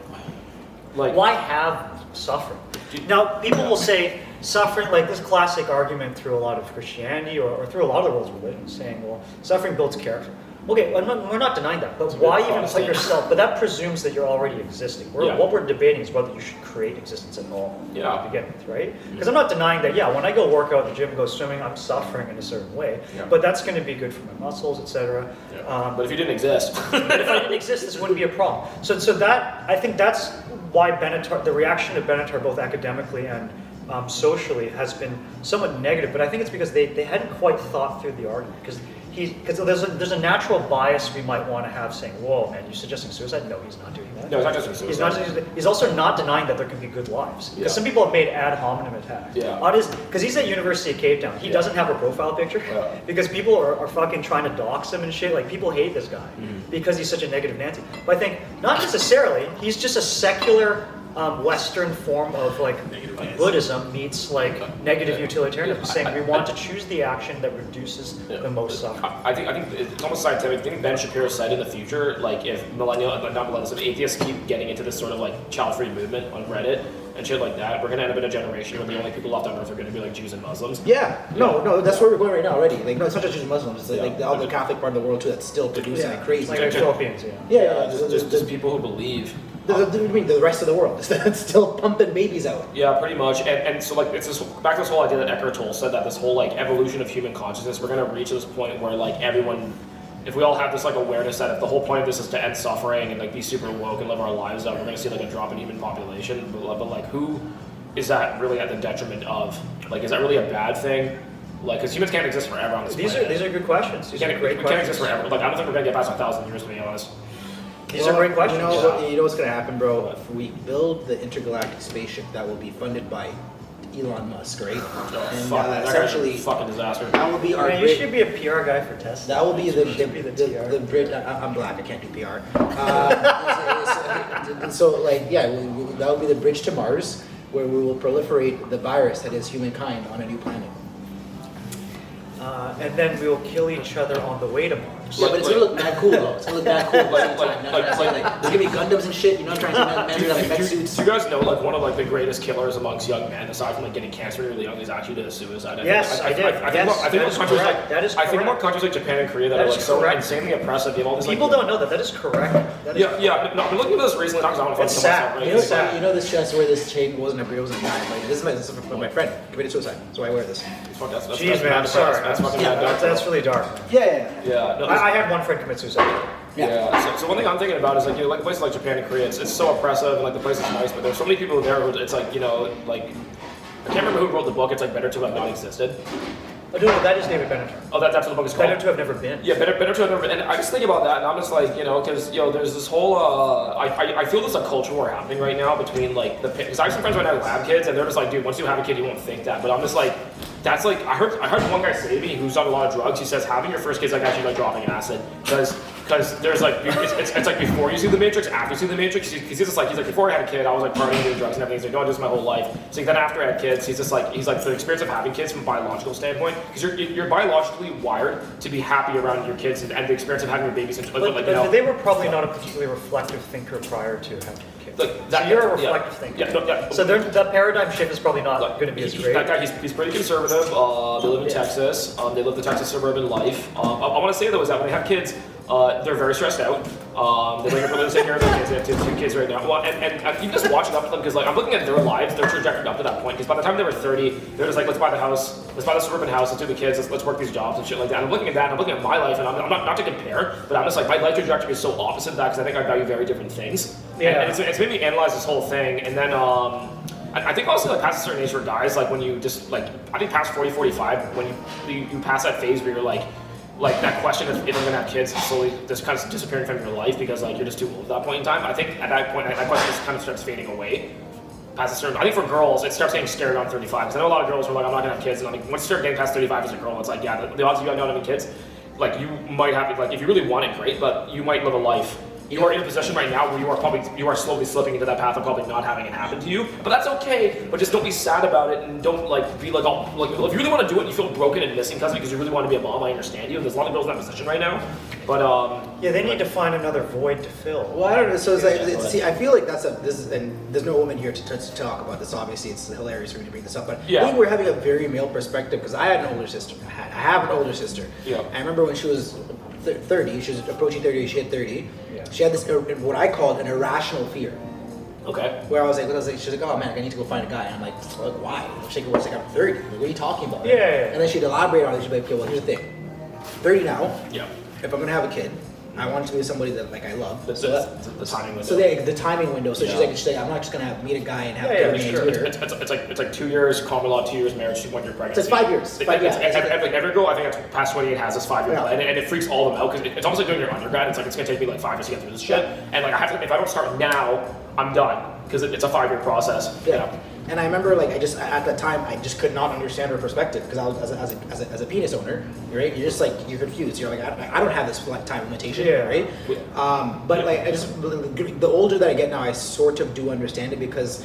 Yeah, man, the older that you get, man, I don't know. I'm always a bit concerned about the people that are 40 and still doing 20-year-old things. I hope that what happened was that you didn't get to do 20-year-old things until the time you're 35, and that's why you're doing them. I've met some people like that. Some people like that. Yeah. Because It's unfortunate, but that's life. But That's not fair. if you're doing what you're doing now since like age of 21 and you're 38 and you're still doing the same thing, I almost am concerned about where your brain's at because I'm like, no, because shouldn't you be bored? Well, like okay, well, it depends. Some people just enjoy living. It depends what you're doing. What at 21. activities are you talking If about? you like It really depends. surfing at 21, you can surf till you're dead. I think that's okay. But if you're doing like something really destructive at 21, Yeah. like if you're like I don't know if you're frat boy shit. Like at 38, I'm like, yeah, you probably maybe should Oh stop yeah, that. that's not a So, good so idea. I always had this conversation when I was a deal guy, right? You used to always go to Marble, and then you see like 40, 45-year-old dudes, 50 plus probably, right? Power lunch. Well, not even power lunch, yeah, power lunch. But but basically, it's like they'd be there at Marble, and I'm there doing a running investor presentation, and they're talking to girls like literally like a third of their age, right? I could see myself doing that. Don't get me wrong. They're hot. but- I'm like, "Ah, they're hot." I remember for the first 2 weeks seeing them like, oh, those guys, they're cool, they're not cool, like dapping them up, and they're chilling, going to do whatever they need to do, right? And then after a while, I just started feeling pity. Well, what So about it was- having neither of those views? They're not necessarily cool, but they're not necessarily losers either. They're just people. No, but That's my take. No, because Can I jump into talk for this camera for this shit? I want to ask you guys a question. Keep going. yeah, so okay, so I've recently been into automation a lot recently. It's gotten me onto GitHub. Yeah. And I've really been into AGI. I've really been into like different functions of using ChatGPT and whatnot, right? So Okay. right now, the top 3 repositories on GitHub are all pertinent to artificial generalized intelligence. So there's one called Baby AGI. There's one called Auto GPT, and I forget the third one, right? But these are essentially like there are an infancy there are an AGI in its very infancy state. So Baby AGI, you basically just give it a task and an objective. Wait, no, it's an objective and a task, and it figures out how to do it better over time, right? So for example, you can be like, yo, hey, I need you to make me an e-commerce platform. Yeah. It'll figure out the best way to do an e-commerce platform over a period of time. I'd keep doing it to the point where it's the most optimal. Do you think so, or is that just what they want you to do? It's actually happening right now. I'm seeing it though. I'm in the GitHub community. I'm seeing people that are on Hustle GPT making money, creating businesses, right? So it's like, I totally get Is it. that what they want you to think? No, I'm actually doing the work and I'm seeing it. I'm actually like I wrote a book off of this shit, right? Like, Is that book good? yes. I don't know if I agree with you. Have you read the book? No. Yes, that's what I'm trying to say. No, I don't want it. I don't think I don't honestly, I want don't think I want to. I don't trust you. I don't That's trust. not I don't a understand. good If it was Andrew Huberman reading the fucking chat, I'd rather be reading Andrew Huberman, bro. Okay, like You know what I'm saying? Like, I think your bar is too low, man. You gotta set the bar higher for this stuff. You gotta set the bar higher. But I think that's part of the Because you issue. didn't do a comp sci degree. I'm saying, if you look at what the undergrads are doing, they wouldn't be impressed by any of this. Because this is not impressive.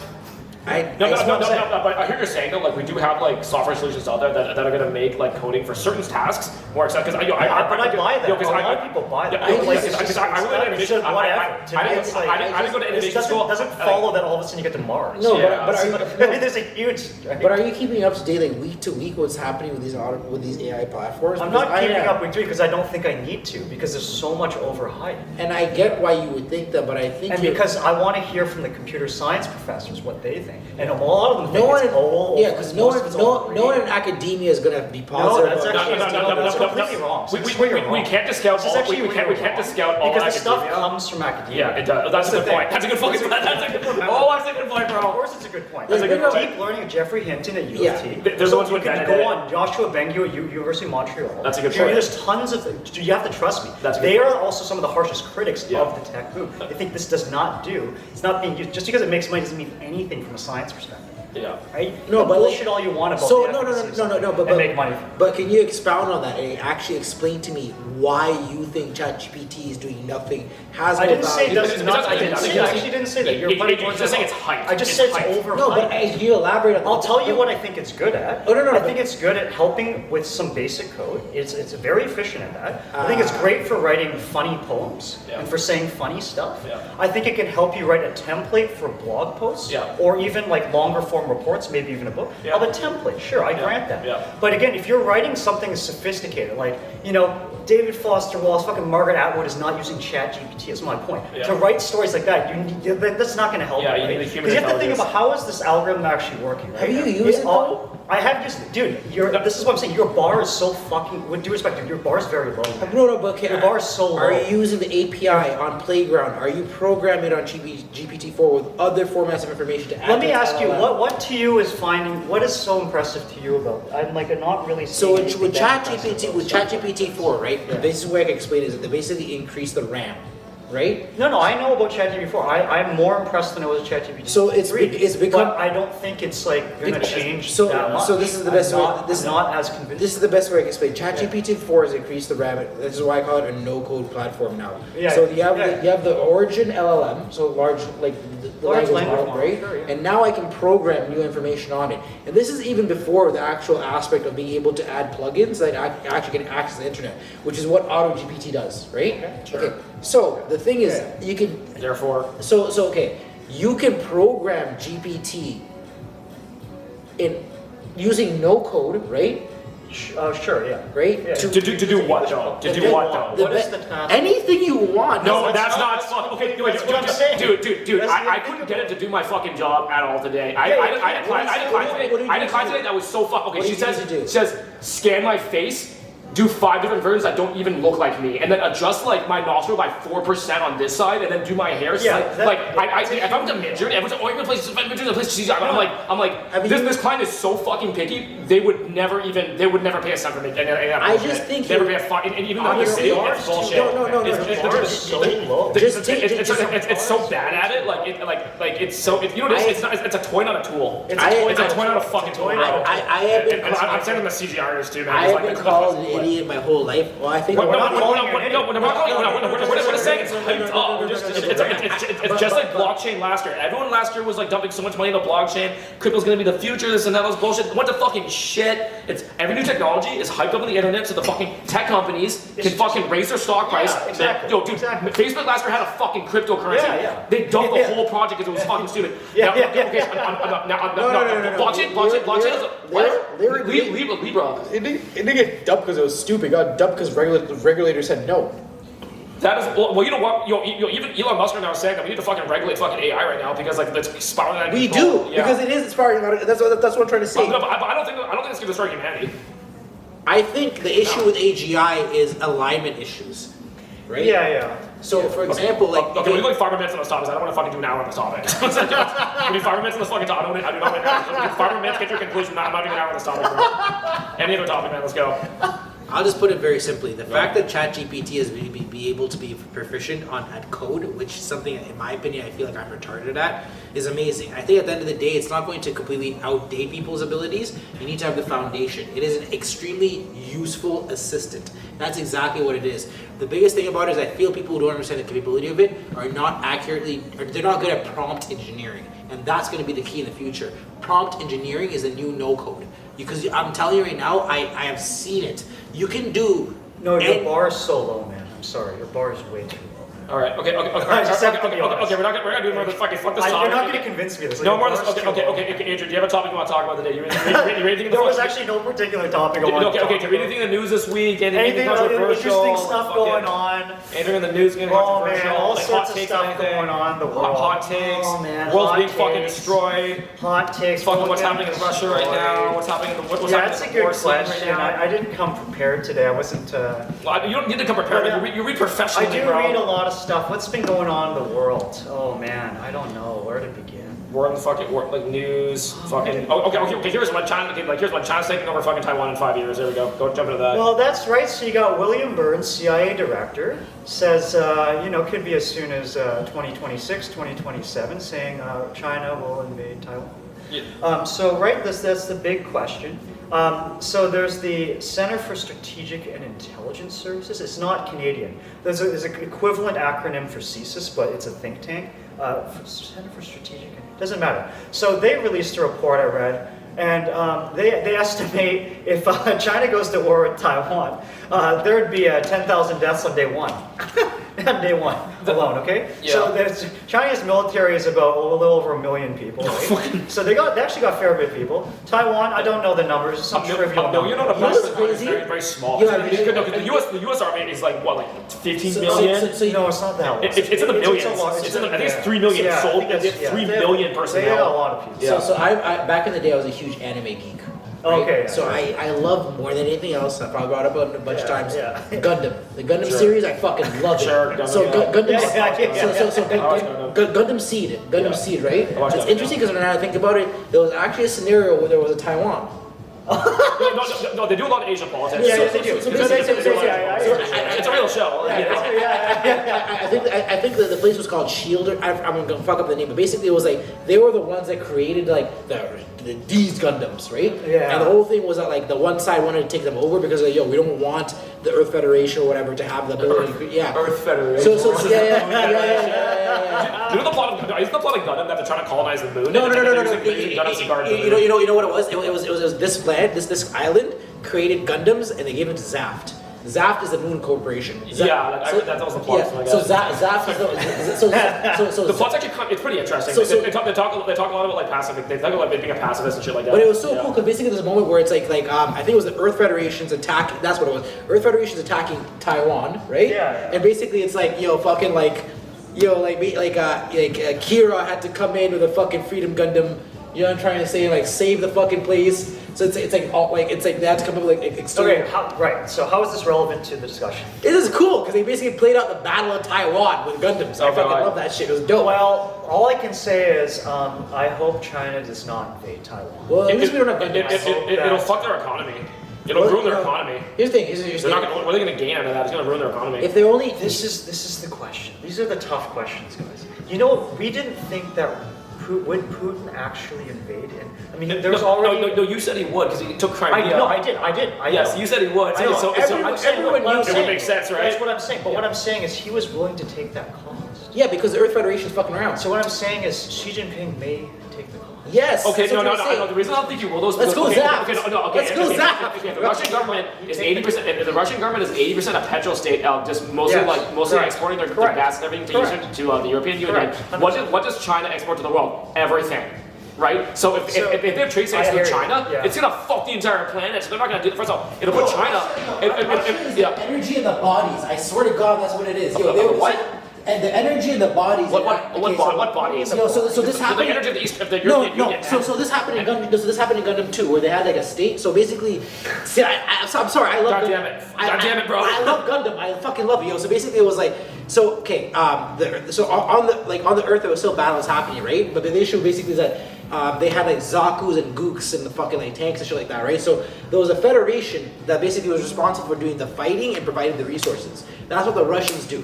I need ground soldiers, I need oil. You are the one that's gonna die, and you're the one that's gonna produce oil for me. Wait, sorry, can you get to the point? How is this relevant to China? Because that's what Russia is for China. Russia, you are my. Like, I'll make shit happen. I'm a Destiny guy. Also, ironically, the fucking second series of Gundam. Okay, so here's our topic we're talking about. So like we're talking about disruptive technologies like Airbnb. So I was watching this thing on Airbnb about how Airbnb came to Toronto, kind of fucked the condo market for a bit. And it's just like you can't really plan with these type of things. Like technology change. Like it's kind of like Uber disrupting the taxi market globally. And like it's kind of these things. It's just like you can have a good city planning in general, but then a disruptive technology can come in and actually fuck your market just externally. Airbnb is an American company that was not invented here. Did Uber actually provide any value? I honestly really wonder that. Does Uber actually provide any additional value? What are you talking about? Yes, they do. Yes, they do. They definitely do. But We've taken Ubers together. yeah. No, I know we have, but like I'm saying, like taxi did that.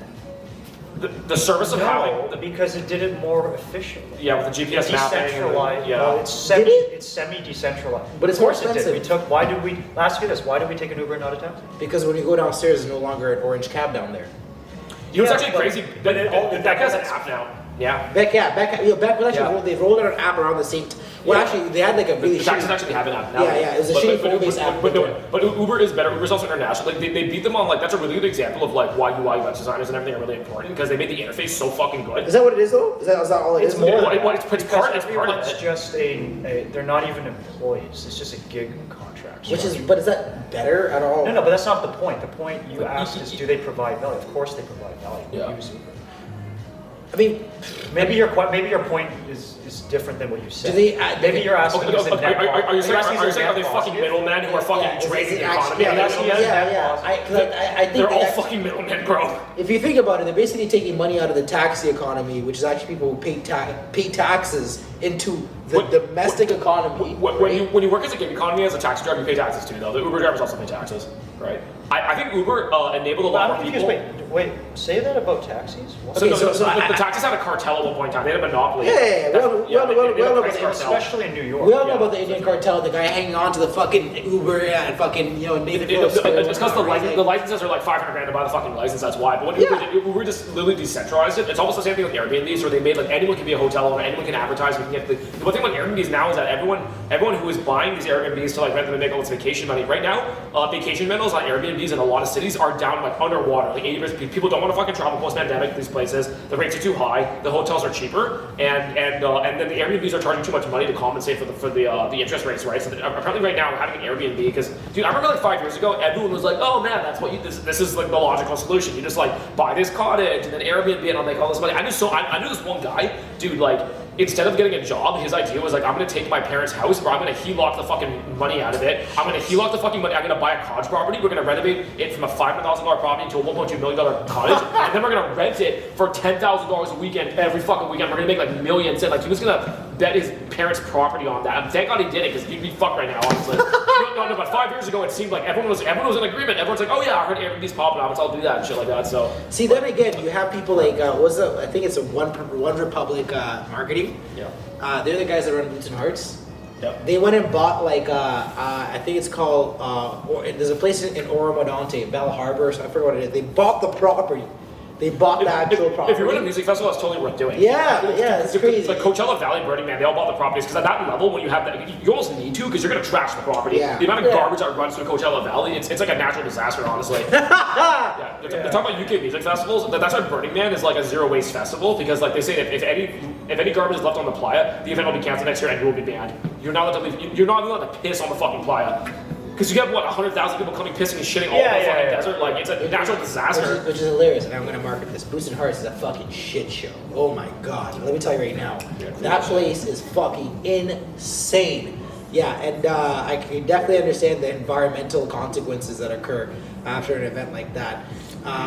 But at the same time, too, just like very rationally speaking, they were able to buy some. I mean, we're getting away from the conversation now about the value in Airbnb and value in Uber. But I've heard a lot of strong. Going back to the Uber conversation, I've heard a lot of strong conversation about the fact that Uber did not actually add a net positive at all.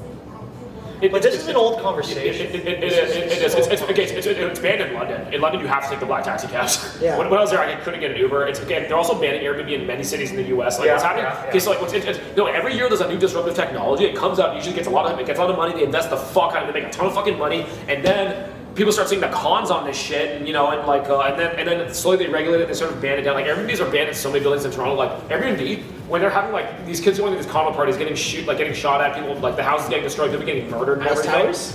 Ice Towers. And quite a few parties out in Brampton, wherever they could get a house and have a bunch of underage kids drinking. Who's liable? Is Airbnb liable? They're gonna sue Airbnb for that? Your fucking son lost his life today at a fucking house party. Here's another conversation topic. I was watching these videos about these guys who work on motherfucking oil rigs, bro, being an oil field worker. Oh yeah. You go on there for three months at a time. They pay you like $100,000 a year, but you're off at 24 hours a fucking day. You live in the man camp, which is essentially a bunch of like trailer housing, and then they feed you, and then you work 12-hour shifts, 24 hours a day to mine it. It's a really backbreaking job. And then they say when you're young you make a lot of money, but when you get older, the problem is that you're like a what do we call it? Like a distant father because you're never fucking home. Well, of course, you're distant father. That's I mean, a lot of immigrants are used to distant fathers. That's like honest. That was like the fucking generalization of the father before. It's like the fucking price to pay. The distant father. But honestly, at the end of the day, man, I immigrated to Alberta first. I think that they have a pretty decent thing going. They don't get me wrong. Yeah, it's pretty. Oh, I didn't know that. You're in Alberta first. Yeah, Edmonton. Oh, I didn't know that. Back when Edmonton was not Edmonton, it was actually a nice town. Nice town, and then it fucking got murdered by the death of fucking energy prices. But you know what? Honestly, I do think that they have a really good thing going over there. I don't think it's bad that you can have people who leave high school and get a high-paying job. I agree. And are able to make a life for themselves. It gives people options, right? So it's like if you're an oil rig guy and you make a lot of money, maybe you don't want your kids to do the oil rig. Oil prices have been down since 2014. Yeah, but they only went back up because Russia invaded. I heard the oil prices went back down, but now last week, as you know, they went back up. I heard the problem with working on the oil rig. Two things. First of all, you're distant dad your whole fucking career. You get divorced like 4 times. Second problem is that occupational work hazard. Get the work hazard. No. One problem. It's a hard working job. You're distant from your family. You get paid high wages. It's crazy shift work. It's very physically backbreaking and mentally isolating. Biggest problem, it's an unstable fucking job because the oil rig dries up and the price drops and they cut off the fucking supply. They lay everyone off. Yeah, of course. And they say this shit happens because everyone's like, what's a stable job? You're working in blue collar services and we need more labor. They say that's what they say until the pipeline gets cut off and it's not profitable to fucking mine this shit out of the ground. And next thing you know what they say? don't fly in the location, drive your car, because if the fucking pump gets turned off, you have to drive back and then get your car anyway. So you might as well bring your car and live out of that shit. So a lot of these guys are like, this is just the thing. I'm like, the job, you're almost like a freelancer with that type of job stability, but you're doing like really hard fucking contract work, man. So my dad used to work in the oil rigs back when we were back in Alberta. What? Bro, Oh, wow. Oh, did he? So you work for this one company. The way Alberta is set up is fucking hilarious, right? Because basically, like, it's very traditional for you to have a truck that has 2 gas tanks. Because for you to get somewhere, It's so far out. Yo. So They call it like no man's land. Yeah, It's like, it's where's oil in Alberta? It is fucking Yeah. It might take you like 16 hours to drive there. You know. Lethbridge, Alberta, bro. You know how fucking far out that is from anywhere Yeah, else? from Edmonton, it's very far. Holy shit. That's what Jordan Peterson's from. It's Fucking like no. 600 to 700. There's like nothing there but like fucking oil workers and prostitutes. That's like that's it. I've been to Lethbridge. Yeah. What were you doing in Lethbridge? I've been to Medicine Hat. I've been to Lethbridge. I've been to Drumheller. I've been to Calgary. I've been to Edmonton. I've been to Banff. I've been to Lake Louise. I've been to all over. Why is it? It's close to. It's not that far from me. Why Lethbridge? What the? No, yes it is. Well, it's not that Dude, it's far. in the middle of the country. You can get there at like. Were you skiing? Yeah, like What less were you than doing? 12 hours. Why Lethbridge? Were you skiing? Oh, the family is just traveling. Oh, no, was this a trip? Yeah, just. Have you been to Manitoba? I've been to Have you drove the entire country? I've never been to Alberta.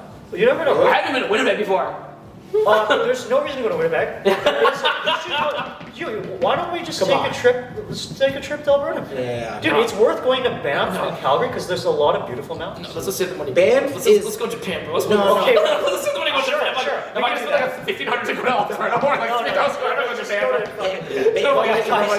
Japan. Banff is literally, and obviously I've not been everywhere in the world, but Banff is one of the most beautiful It places is. in the It is. world. Banff I heard it's quite remarkable. And Banff is incredible. It's fucking amazing. amazing, Dude, bro. it's worth going. It's so For how amazing. little it costs comparatively to see a wonder like this is very Yeah, nice. it's For a nice amazing. R&R. No, I've been to Winnipeg. I've not been to the East Coast. You been to Saskatchewan? No. You've been to PEI? No. I've been invited to a I've been wedding. to Saskatoon. I've been to Quebec City, Montreal, Ottawa, Vancouver. Is that it for Canada? Not pretty You've been bad. to Vancouver Island?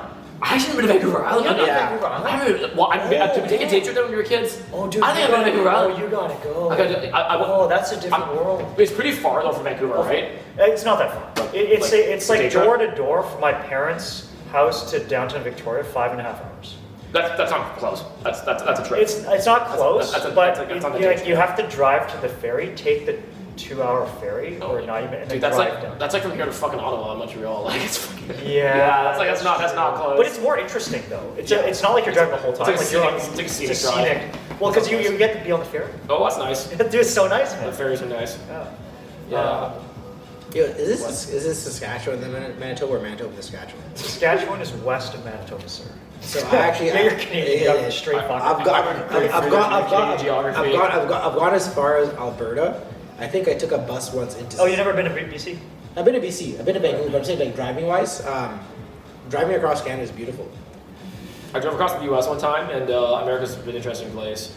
And but anyways, I was just thinking about the type of jobs that, like, I don't know, like, even just thinking about, like, Can I just say one very random story? Jump in. So my step family is white. I don't know if anyone knows about that, but Your father married a white man? Totally. A white woman? No, my mother married a white man. Oh, okay. So one time we're because they were trying to create a family. So they're trying to create. They did a trip to Florida. Okay. Right? It was fucking up here, but regardless. So we stopped at a couple places. I remember Wasapi at one place. I think it was like Wisconsin, I forget where it was, right? Wisconsin. But I remember getting out, going to McDonald's with my stepfather, who was white, right? I remember walking into McDonald's and people just being so confused.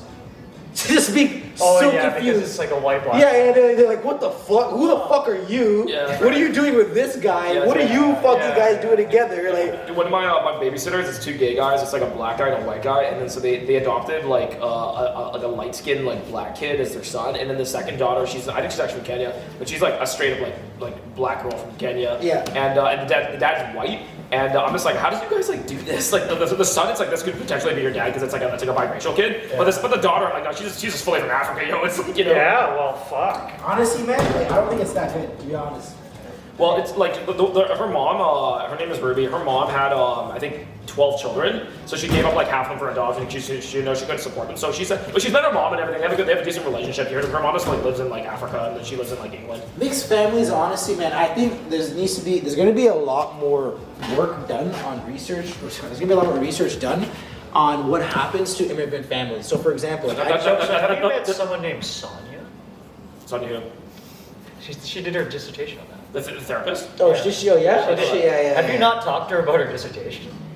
No, Okay, maybe that's not on the agenda for you guys. But like she did her whole thesis on psychological issues for South Asian immigrants. Interesting. Yeah, I did my undergrad degree in like diaspora transnational studies, right, which is about like mostly in the Asian community, but it was just mostly about like the immigrant experience. So I was not PhD level obviously, but I did like my bachelor's thesis. I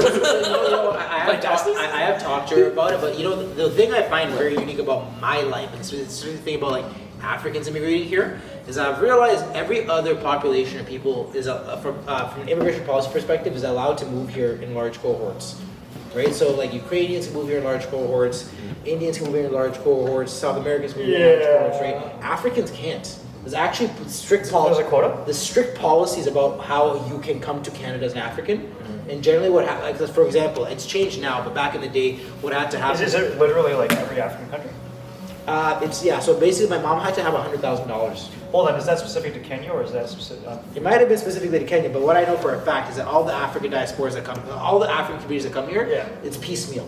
Whereas you find other communities come here as a whole, right? And that actually provides you a whole bunch of other like value adds. So when you come here as a community, you get to spend the dollar within the community. You get to have a level of support, and basically the most important part is you don't have to integrate immediately.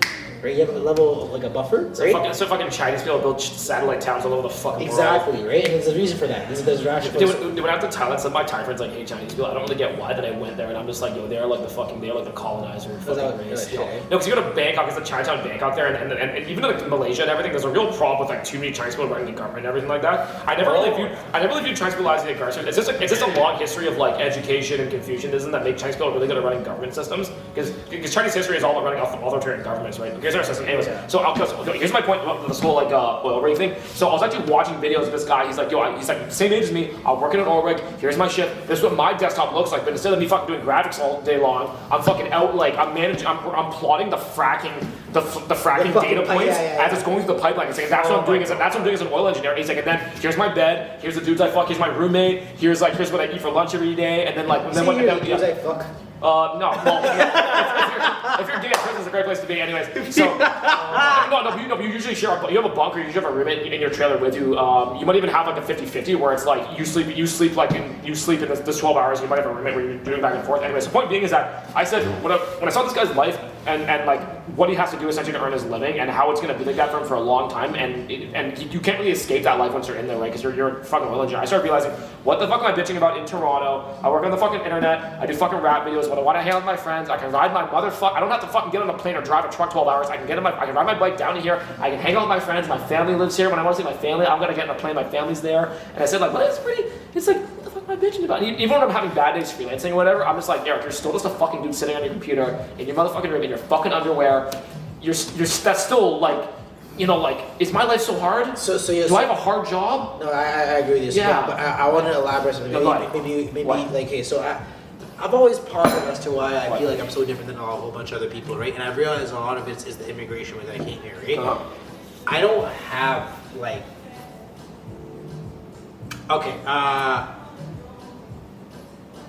it's very easy for me to dive into work. I could very easily be an oil rig worker. I don't know why. Why? So it's Easter weekend right now. A lot of people have been asking me, what are you going to do for Easter? And honestly, like, I'm not going to do shit because I don't really have a family to go back to. Dude, my family lives here. I'm not doing shit with them anyways. Yeah. I'm not Christian. I'm not going to church. Like, whatever. I'm not doing shit either. We're fucking podcasting right now, man. But this is what I realized the difference about me and especially when I'm growing up, right? It's like, there are weekends though where your family's like, yo, you know what? Just come back still. There's weekends where essentially it's like your weekend is not about Eric.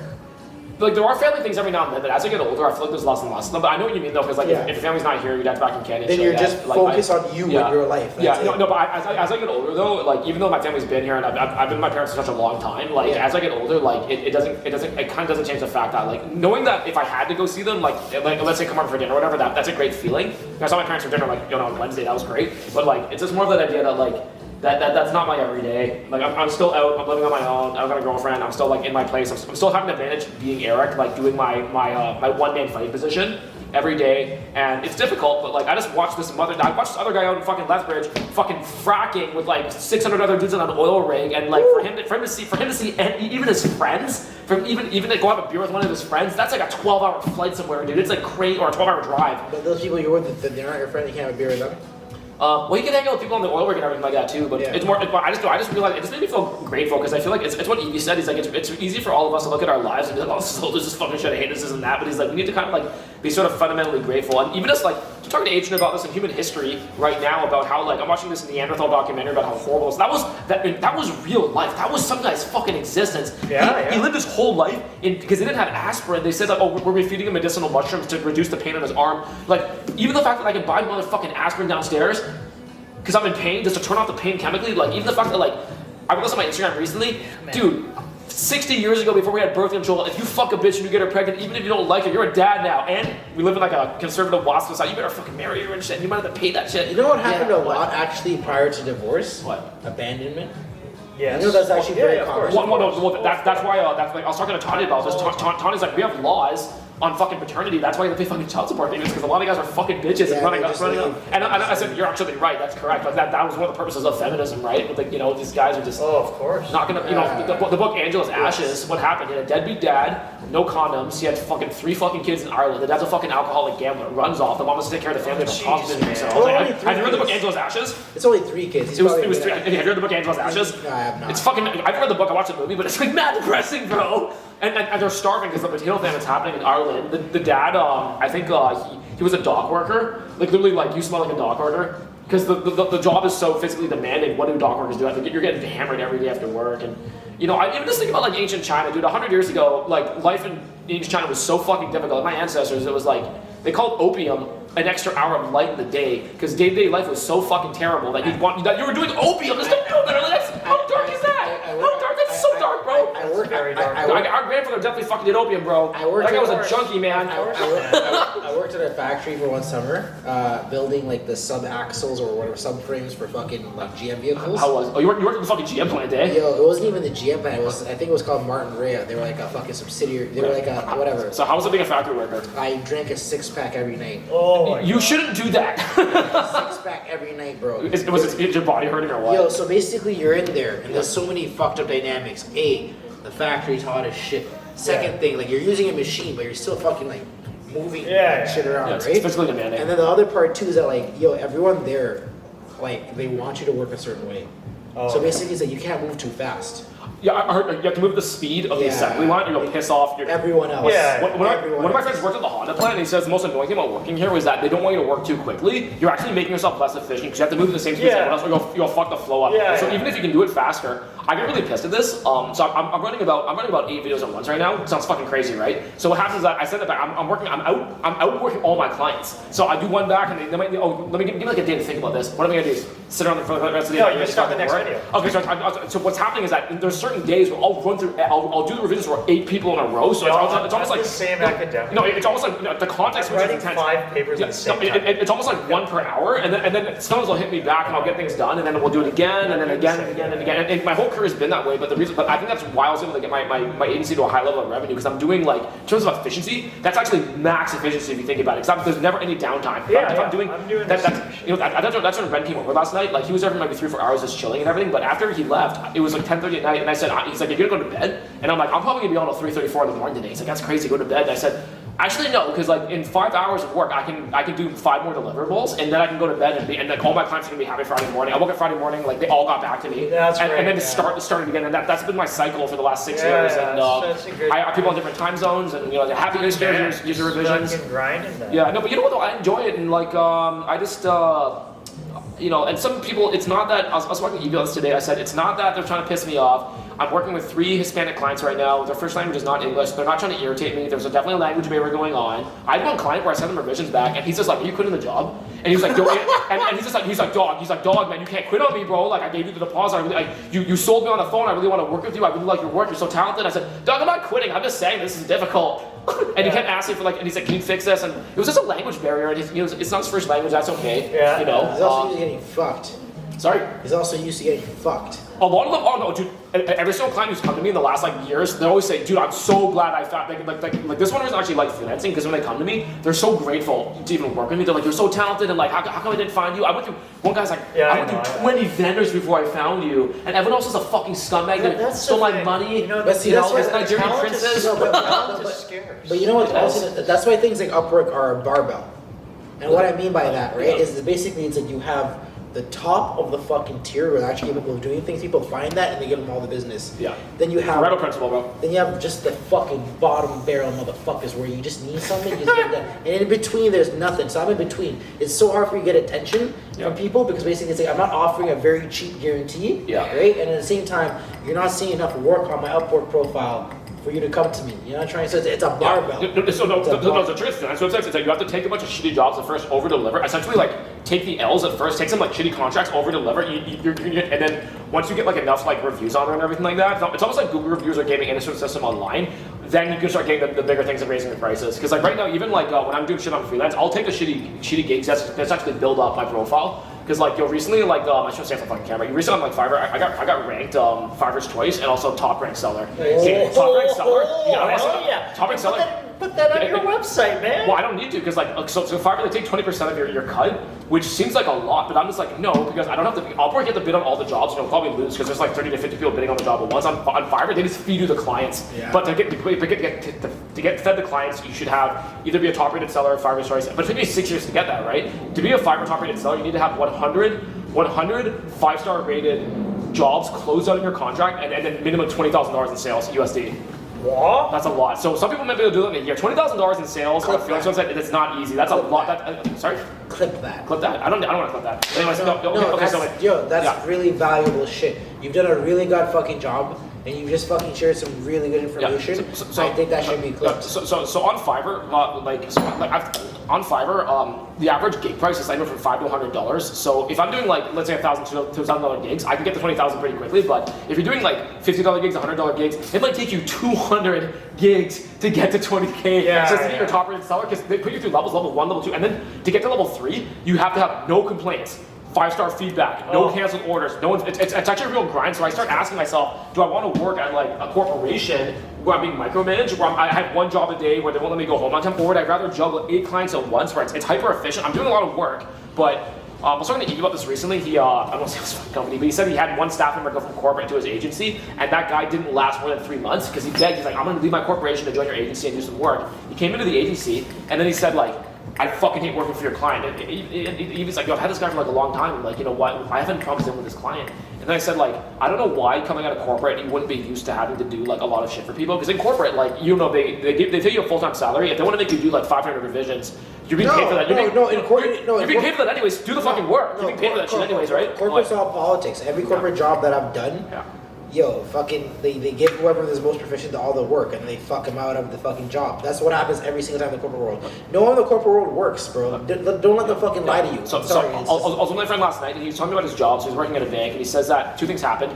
He's 8 years younger than 2 other people on the team, and then they gave him like the regional manager role. And I said, why? And then the boss is like, first of all, I trust you, and secondly, like you actually do the work. And then what he did for Christmas is he bought the guy like a $300 Hermes tie as a gift. And I said, you gave him like a man gift, bro. And I said, why? He's like, he got me the job. I've been with him for 3 years. He's putting me on projects, and this guy also pays my bonus. So if I just give him like a $300 tie and I say thank you so much, he's probably gonna like he decides my bonus. He's like I'm gonna get that back because I'm just like I've never heard of anyone at a bank giving your manager like a fucking expensive luxury gift. And he's just like, no, it actually happens, man. Because like, have you heard of that shit? I don't know. I haven't worked corporate, so I don't fucking know what this is like. I just couldn't imagine. Our Uncle Bruce got some good gifts. I had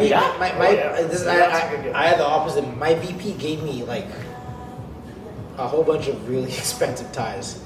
Nice. Yeah. Multiples? I have a whole drawer of ties. Do you like wearing ties? He sat there. He taught me how to do a Windsor, a double Windsor. He taught me. I feel like you should already know. I feel like you should already know how to do the ties anyways. You know, so for 30, but yeah. I'm gonna rate him. You know, I'm gonna fucking hail him up. Abba shot him out. Yeah. So he was this fucking. Shout out, guy. Cambodian guy. Worked at Canoe Financial, and he started his own thing. And he was basically like, he's like my sire. Nice. He's like, I'm gonna make you a fucking, a deal guy. I'm gonna make you a deal guy. He's like, so these suits you're gonna get.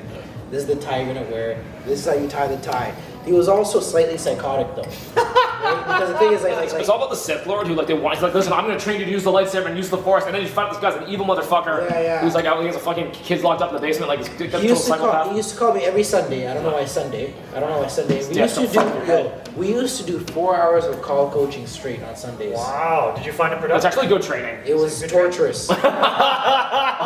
Was it good training though? No, bro. Was it good training? I was saying, like, I guess maybe now because I've gotten good at speaking in this manner Yes. when I want to, and I can go back to being this nigga and talk about that. You know what I'm trying? But like, literally, he'd make me say like the same, like maybe a 5-word like phrase. Yeah, tattoos actually. What does it say? Oh, this. So you know what's funny about my tattoos? Nothing's ever promised tomorrow. Why would you have this tattoo on your arm? Okay, yeah, so, I didn't really have tattoos. Yeah. So this is from a girlfriend I had in high school, and then this is from a girlfriend I got after high school. So I'm a genius when it comes to fucking getting tattoos. You're ridiculous. I'm a moron. Difficult name tattoo down here. No. This okay. Honestly, this I would do it if she was a really sexy girl. If No, somebody made she Maggie's was like, very- tattoo she your was ass, very sexy. I'd let her do that. Just to No, violate but me. this was more It's so very like sexy. everyone in her family got it. Oh, So okay. I was like, yeah, it was like a thing. I don't have any tattoos yet. So one of my other friends who's like a procrastinator says he's like I want to get a sleeve, but he's saying that for like 8 years now. And I say start it. I say get one tattoo to start, even like a dumbass star or some bullshit on your fucking arm, and then work up. And he's like, no man, I'm all or nothing, bro. I'm gonna go in. I said, dude, like you want to get a sleeve done, you're gonna be in there for the first 12-hour session. You're gonna need so much motherfucking pain because you're not used to getting blasted that like you're gonna be like, what the fucking immediately regret it. Be like, start with one tattoo. My friend said that he knew the tattoo was fucking permanent when he went to the shower and he put soap on it and it didn't come off. Like, that's fucking permanent. I think Noah started getting tattooed the first time too. That's when you was permanent? No, that's when it was fucking The permanent. searing fucking pain of fire in your fucking arm, yo, like. You don't know somebody getting tattooed the first time. He's like, they put it on. He's like, it's like a hot scraping needle going across your skin. And he says that definitely ain't coming off. Noah's like, I knew that shit. He's like, that shit is not coming off. It That's feels like fire. It feels like fire. Or it's a hot scratching. Yeah, I'll just pass. Being That's imprinted why on you, bro, like- I respect people getting If tattoos. I didn't have like skin issues, I'd probably have tattoos because I'm an artist and I'm into like looking cool and shit. But like I also think there's just like I don't know, like I don't like when it comes to like fashion and style and everything. I don't like the idea that like I'm gonna want to look that way forever because like styles change. Permanent. Tribal tattoos and shit. All those like tramps.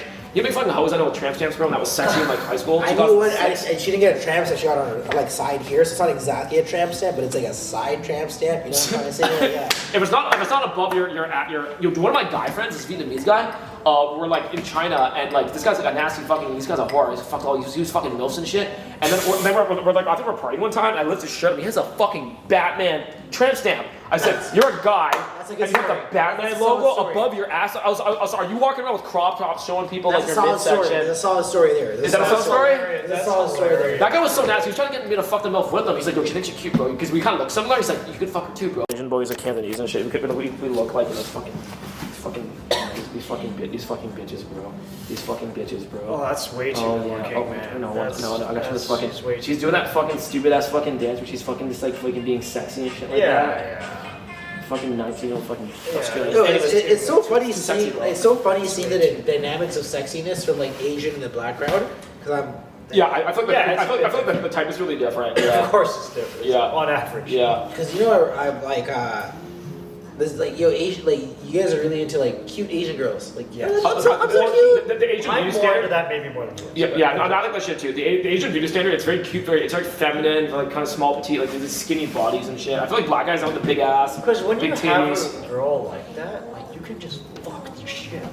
No, I think black guys are just bigger. They're That's like, the thing, they're that's like true. I can have a bitch who's fucking. I'm working for a Climate News reality TV star. He's like a 6'4" black guy. He looks like a linebacker ex-military. And the type of girls he's banging, when you're 6'4" and you're a huge black guy, you can fuck a bitch who's like 5'10". Yeah, with big tits yeah. and big ass. But you're great too because you're so big yourself that it's almost like having like a mini-sized girl. Yeah, Okay, yeah, I get it. No, because I was dating this.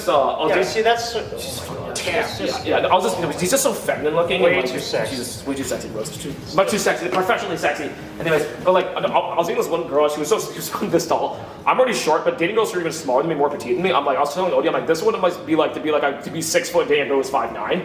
yeah. Because like I will probably I dated one chick who was 5'10". I generally do not date girls who are that tall. Yeah. Because I'm short, right? But like if I was a taller guy, let's say I was 6 foot, this is what it would be like to date smaller chicks. Because normally the chicks I date are usually my height or even taller. Yeah. Right? Because I'm already short. And I've dated like enough girls who are actually tall. Imagine every dater goes like, because you're already 6 foot, right? Every dater goes like 6'5". Yes.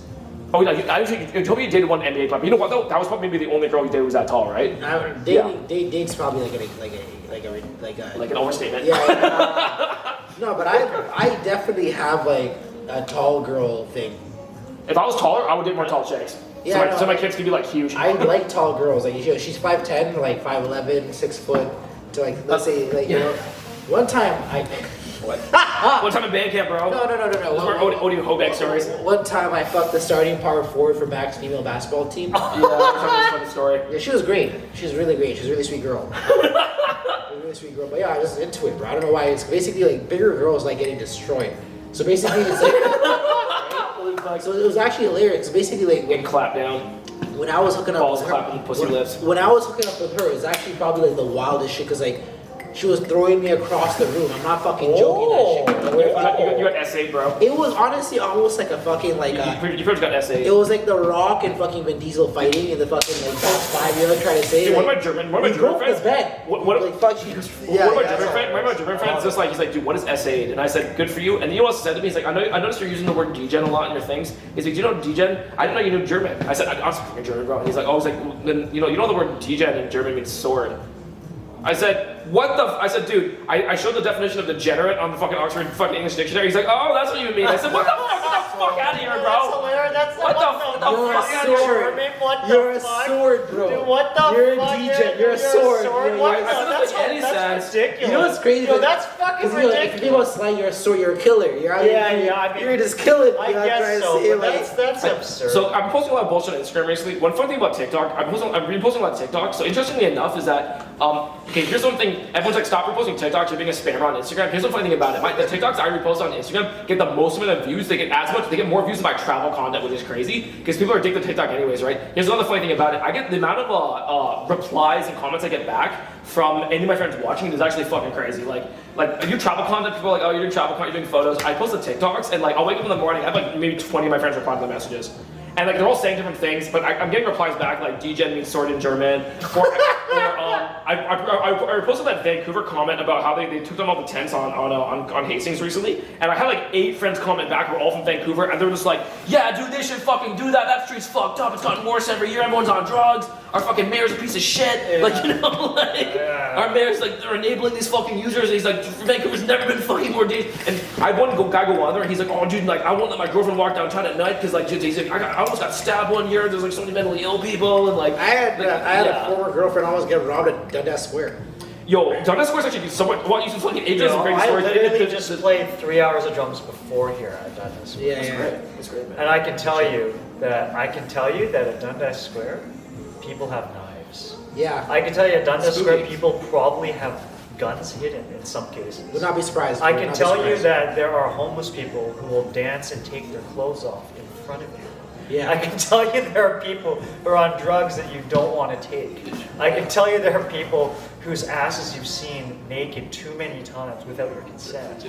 I can tell you that every demographic is running through Young and Dundas. Every demographic, the whole city fucking runs through. It's kind of wonderful. It's kind of wonderful. How in Toronto. It's also just it's wild because you see like, you know, couples are like, holy shit, they're all fully fucking decked out, and then you see literally a woman with her ass sticking out It's like New because York. she's fucking high as fuck on crack. I like that. And so, Oh, wow, I love that. It's like New York level inequality. I like that. It is kind of cool because it's like, wow, this is just reality. This is just This is society. I've been thinking a lot this week about how like this is real life out here. Of Like course that's it's someone. I've been remember myself the entire week. I get so lost in like living in virtual lands and TikTok and like the whole metaverse bullshit of the pandemic. This is real life. This is real life. That's someone's daughter. Yeah, it's someone's That's someone's fucking daughter. So- and that dad probably fucking failed to the max. so what- That dad probably fucking failed. Where I What? live, I'll attempt not to say it great, but like What? the other day, I'm walking up to a specific corner that's like should not. I'm walking up to a specific corner that should not be exhibiting behavior that I'm seeing. So I'm walking to this. So I walk around my condo. I disagree with that. I walk around my condo. Downtown Toronto, man. Expect it. I know exactly what corner you're talking I about. walk out of my condo, right? And I'm walking up the street. I see this lady up the street, right? I'm just walking. I see her. She does this. Okay, you guys go back on your minutes. So I'm like, okay. Yeah. And I just cannot conceptualize what's happening. Then she does this. right? Yo, and then she just started to sister like this, and then I'm just walking. Was she old? Nah, like probably 40. Okay, so Like so, 30s, so, so, mid-30s, so it wasn't a sexy show. It was No, it no, was no. like I need to call the police because you're No, but indecent exposing her. Well, I'm happy you brought that up because when I was walking by while she was doing it, I couldn't understand. This is like 2 p.m. It's like 2 p.m. right? I need to call social services. So on she's you and get getting you back fully to the nude. She's getting fully nude at this corner, right? Yeah. And I'm walking by, and the fucked up thing Call about KMH, man. the fucked thing about her, though, right, is that you can't even call cops on her. So many people, so many Yes, of us you have could. tried. No, Yes, you could. yo, they don't even come pick her up anymore. You know what? That's sad, and we should call KMH on that bitch to get her back on meds. And She's the one that I think I've mentioned before. She's gone. I think I said this before. She's just gone. that sucks. She's so basically it's like she's not there anymore. You can tell that that she was a woman, right? But now she's gone, and like there's no recourse for her, and it's crazy seeing it and seeing her there every fucking. Because I'm gonna see her at that corner until she dies. That's actually really depressing, dude. So like, one of my clients today sent me this message, and he's like, "Can you like screen our footage for episode 1?" So Can I say by the way? You said you have like a thing to do. Yeah, I was just gonna go hang with a friend in a little bit, so I might leave pretty soon. yeah, it's all good. Yeah, so he sent me the footage. So I'm watching the footage, and he's just like, "Yo, we're in Jamaica right now I'm just touching base with them. at hedonism." And then he shows me the footage at the beach, and there's like 2 fucking like old naked white dudes with their fucking cocks out, and a naked bitch on the beach. And he's like, "Yeah, it's right at the resort, but it's hedonism, which is like a fucking sex club in Jamaica." So it's like, yeah, there's a bunch of like 80-year-old, maybe 60, 65-year-old guys walking with their cocks out on the beach, like nude beach shit. And he's like, "I just woke up in the morning, I'm looking at my fucking beachfront property, we're at the resort." Videos, and yeah, this is fucking ridiculous. It's just dicks out, bald dudes, fucking gray hair. I'm like, goddamn, pieces out. I went to vacation in Cuba, and I found the cheapest place to go. Turns out where I went was a swinger location. Okay. A swinger bar. It's in Santa Maria, right? A little bit of swinging, eh? Yo, bro, I didn't even fucking know that, right? All I Did you get saw. on the swing? Did you partake? Yo, so Did you get on the swing? Did you so partake? the most notable night was that I hooked up with this one girl, Yes, you did. and then the next morning I found out that her husband was in the closet, just watching. Yo, Timestamp. what the? Timestamp, baby. What's just say? Yo, what the fuck did this fucker just say? Yeah. Yo, that's fucking That's the clip for the hilarious. week. Dude, that's the funniest Yo, shit. you got Tyrone, man. You got Tyrone to the max. And honestly, you know what's funny? I didn't Dude, you know what? He probably came watching you guys. Yo, He was definitely fapping. I was worried he was filming. I was worried he was filming. Oh, right. I'll give you. Was she sexy? Yeah, she was great. She was Okay. great. She was amazing. But like, No, but that's like, no, if you're a woman, you could call the cops because you call the FBI in that case because you essentially got non-consensually recorded. Of course it's bad. I'll give you a weirder one. But you're in Cuba, so what can you do, right? I'll give you a weirder one, right? So again, How can it be weirder than that, man? I didn't know it was a swinger place until I got back to Canada because I had to like research it, right? But like another weird scenario where basically it was like, met this girl, she was extremely cute, right? Yeah. And she had her boyfriend, so I was trying to be very like, like cordial, right? Yeah. And then one night, like we're in the pool, and he just starts pushing me to her. He starts pushing me around the wall. He starts pushing me to. Dude, I know you complain about being a black guy, but you've benefited many times from this. There- Because you've had some experience. I've never had that happen to me because I'm not you, but you've had some experience in your life where it's paid dividends for you to be Tyrone. Okay. I've never had a situation in my life where it's like, yo, Eric, man, you look, you can fuck my wife, go fuck my wife, and like, so you've benefited from being Tyrone, bro. Yeah, Well, finish the story. Yeah. You're at the pool. Yo, You're being pushed to his To girlfriend. fuck his wife. yeah, and then she started making out with me, and then I was just like, all right, I guess we're doing this. Like, I don't fucking know. Well, at least we're doing this. She was really hot. She was Monster. really hot. Monster she was. And then I was so confused. But then we just, I don't fucking know, man. And then Did you fuck in the pool? a little bit, A little bit. a little bit, A little bit. A little penetration in the pool. a little bit. Make soup with this bitch in the But it pool. was just mad weird after because like I was actually boys with her boyfriend, right? This is like a younger couple too. That's what you thought. We were friends, yeah. He was really cool. Bought me some drinks and shit. He fucking made me touch his girlfriend's pussy and shit like that. And next thing you know, I'm sucking my dick. And No, it was he's in the closet filming. It was more fucked up than that because they were the only couple. This guy brought pre-workout out, right? So he was like, he's mixing pre-workout with Fucking starts alcohol.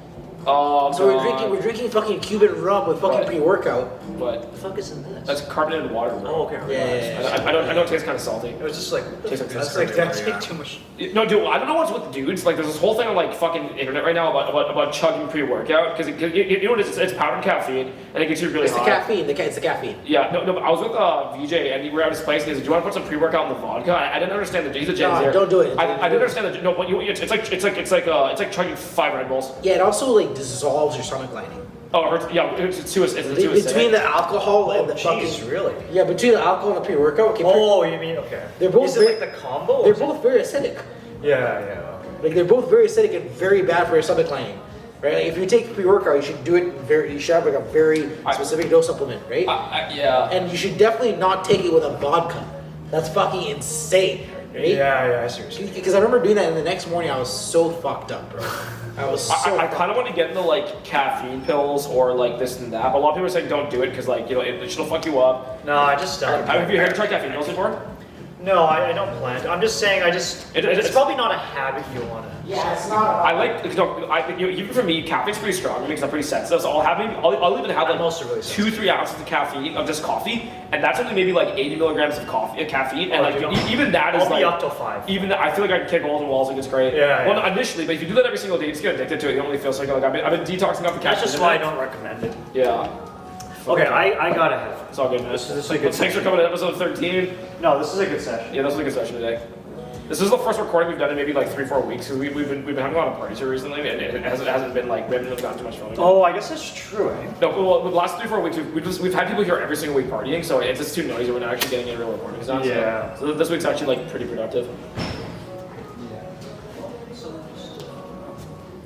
Yeah, our friend isn't here tonight. It's paused up. All right, man. We'll continue, bro. Yeah, Come on. 100%, guys. All right, man. Group hug here. Cheers. All right, dude. Yeah. Yeah. It's Pretty productive. long, That's a long good episode weekend, sound. fun It's good. times, all that. I feel really good about that, man. I feel a lot better than I have. Yeah. A lot of this week. Yeah, sure. Well, thanks, guys.